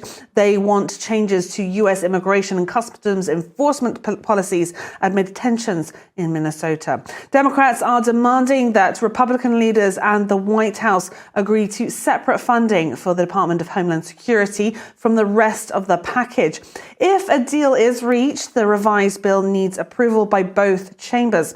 The House may not return until Monday, potentially delaying final approval. We're learning more about the man who was recently shot by federal agents in Minneapolis. New videos have emerged which show Alex Pretty aggressively confronting ICE agents more than a week before his death. The video captured by the News Movement shows Pretty spitting at a federal agent's vehicle. As it pulls away, Pretty kicks the SUV's tail light twice, breaking it. The incident happened on January 13th, 11 days before he was fatally shot by Border Patrol officers. A lawyer from for the family has verified the person in the video is Alex Pretty. The video shows several agents tackling Pretty and bringing him to the ground before he's let go. When he turns his back to the camera, what appears to be a handgun is visible in his waistband. It is unclear whether the agents saw it. Pretty was fatally shot last week during a separate confrontation. Immediately after the incident, several officials said Pretty brandished a firearm during a protest and was carrying the gun when he confronted the agents. Customs and Border Patrol says it has put the 2 agents involved on administrative leave, calling it standard protocol. Border czar Tom Homan spoke today about immigration operations in Minneapolis. He says the city and state officials have agreed to honor ICE detainers in prisons. He added that would allow for a drawdown of federal agents. Homan also addressed border security and the stress that ICE agents face. Under the President's leadership, we have the most secure border in the history of this nation, which means less women are being raped, less children are dying crossing that border, less fentanyl is getting in this country to kill Americans. More agents in the jail means less agents in the street. This is common sense cooperation that allows us to draw down on the number of people we have here. Yes, I said it, draw down the number of people here. Because we have the efficiency and safety of the jails. Day after day, can't eat in restaurants, day after day, having people spit on you and blow whistles at you, day after day, having all these threats at you, day after day, having people trying to interfere with you, day after day, they're human. Homan said those unhappy with immigration enforcement should take their concerns to Washington, where immigration laws are written. The border czar acknowledged that federal operations are not perfect. He said the Trump administration has recognized that improvements can and should be made. He said he met with ICE as well as state and local officials to convey the president's expectations for enforcement. Homan emphasized that ICE is conducting targeted operations, saying officers know exactly who they're looking for. We will conduct targeted enforcement operations. Targeted. What we've done for decades. When we hit the streets, we know exactly who we're looking for. Good idea where we may find them. That's traditionally been the case, and that's where we're going. That's what we're going to continue to do and improve upon that. ICE and CBP officers are performing their duties in a challenging environment under tremendous circumstances, but they're trying to do it with professionalism. If they don't, they'll be dealt with. Like any other federal agency, we have standards of conduct. Homan said he had a good meeting with Minnesota Attorney General Keith Ellison. The border czar said Ellison clarified that county jails may notify ICE of release dates for criminal illegal immigrants so they can be safely taken into custody. Homan also called on state and local officials to stand shoulder to shoulder with federal agents to tone down the dangerous rhetoric. We got to stop the rhetoric, the hateful rhetoric that has caused an increase in assaults. That has caused, because of that, having to send security teams out with arrest teams, which surged the city with additional resources because of the rhetoric, because of the threats, because of the assaults. I begged for the last 2 months on TV for the rhetoric to stop. I said in March if the rhetoric didn't stop, there was going to be bloodshed. And there has been.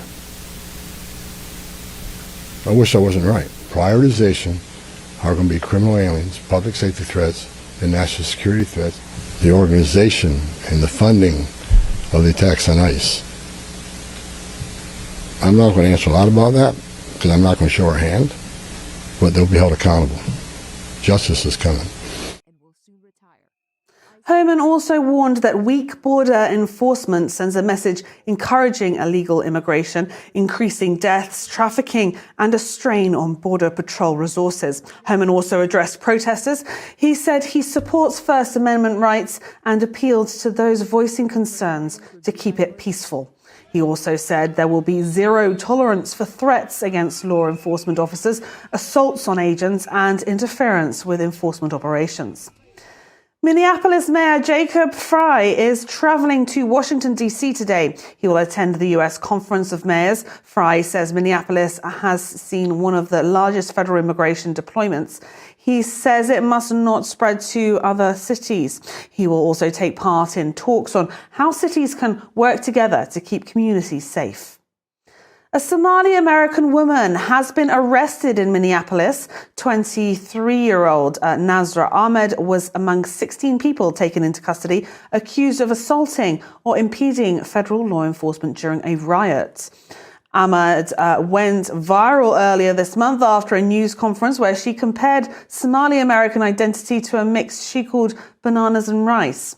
Attorney General Pam Bondi said she is in Minneapolis as federal authorities step up enforcement following recent unrest, warning that more arrests are expected. Bondi said the government will not tolerate lawlessness in Minnesota. The arrests come amid heightened tensions after the shooting of Alex Pretty during an ICE operation.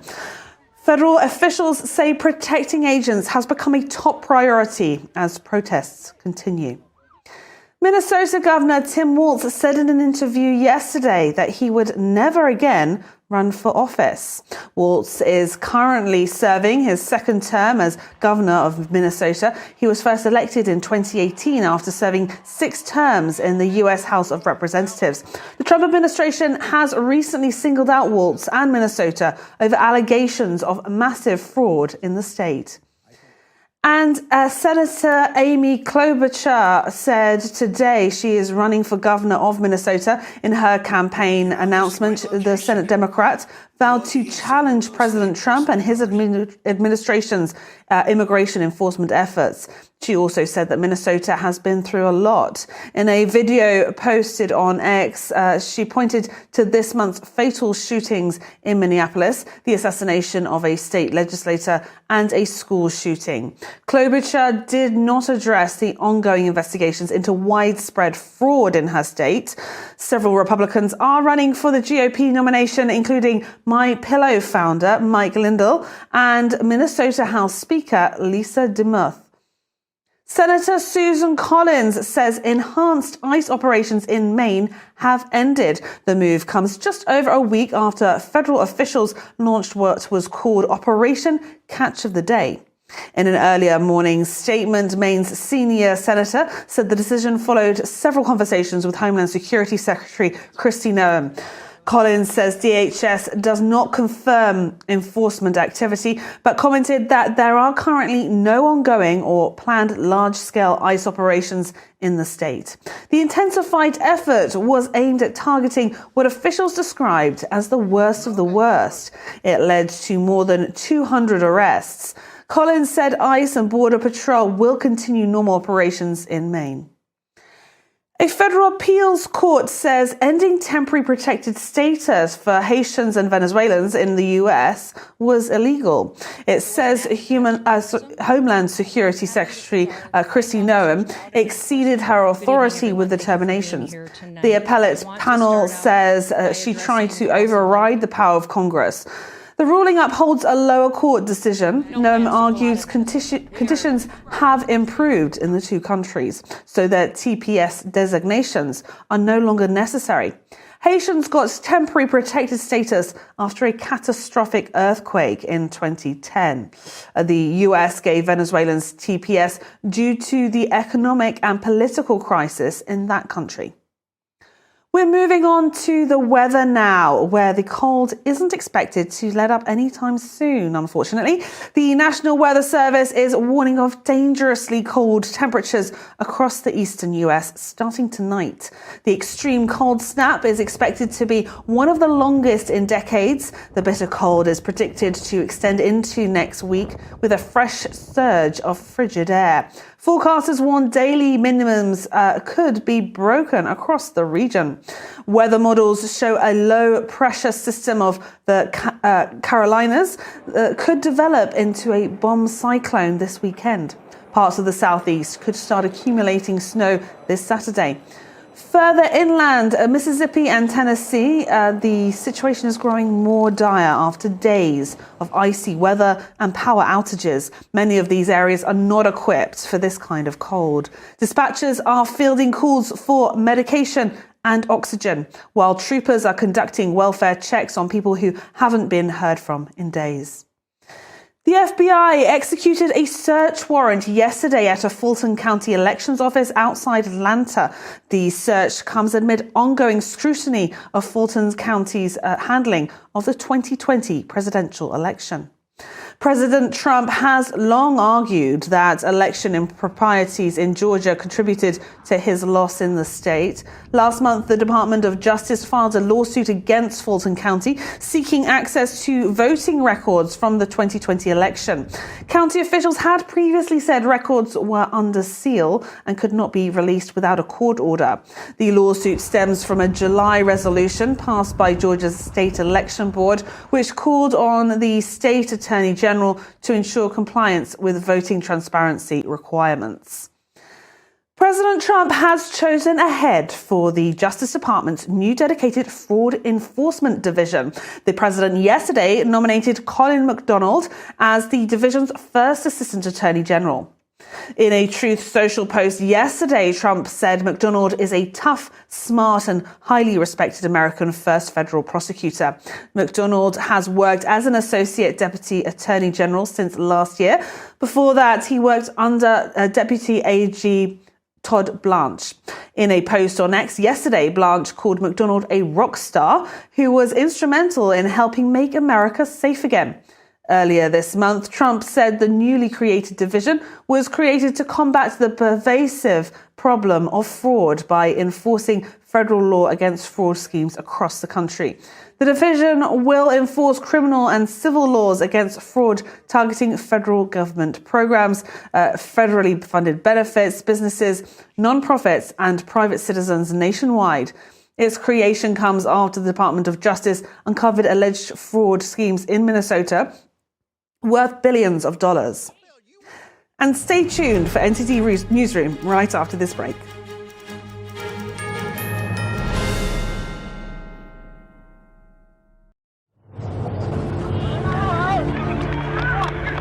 There are real consequences to controlled media.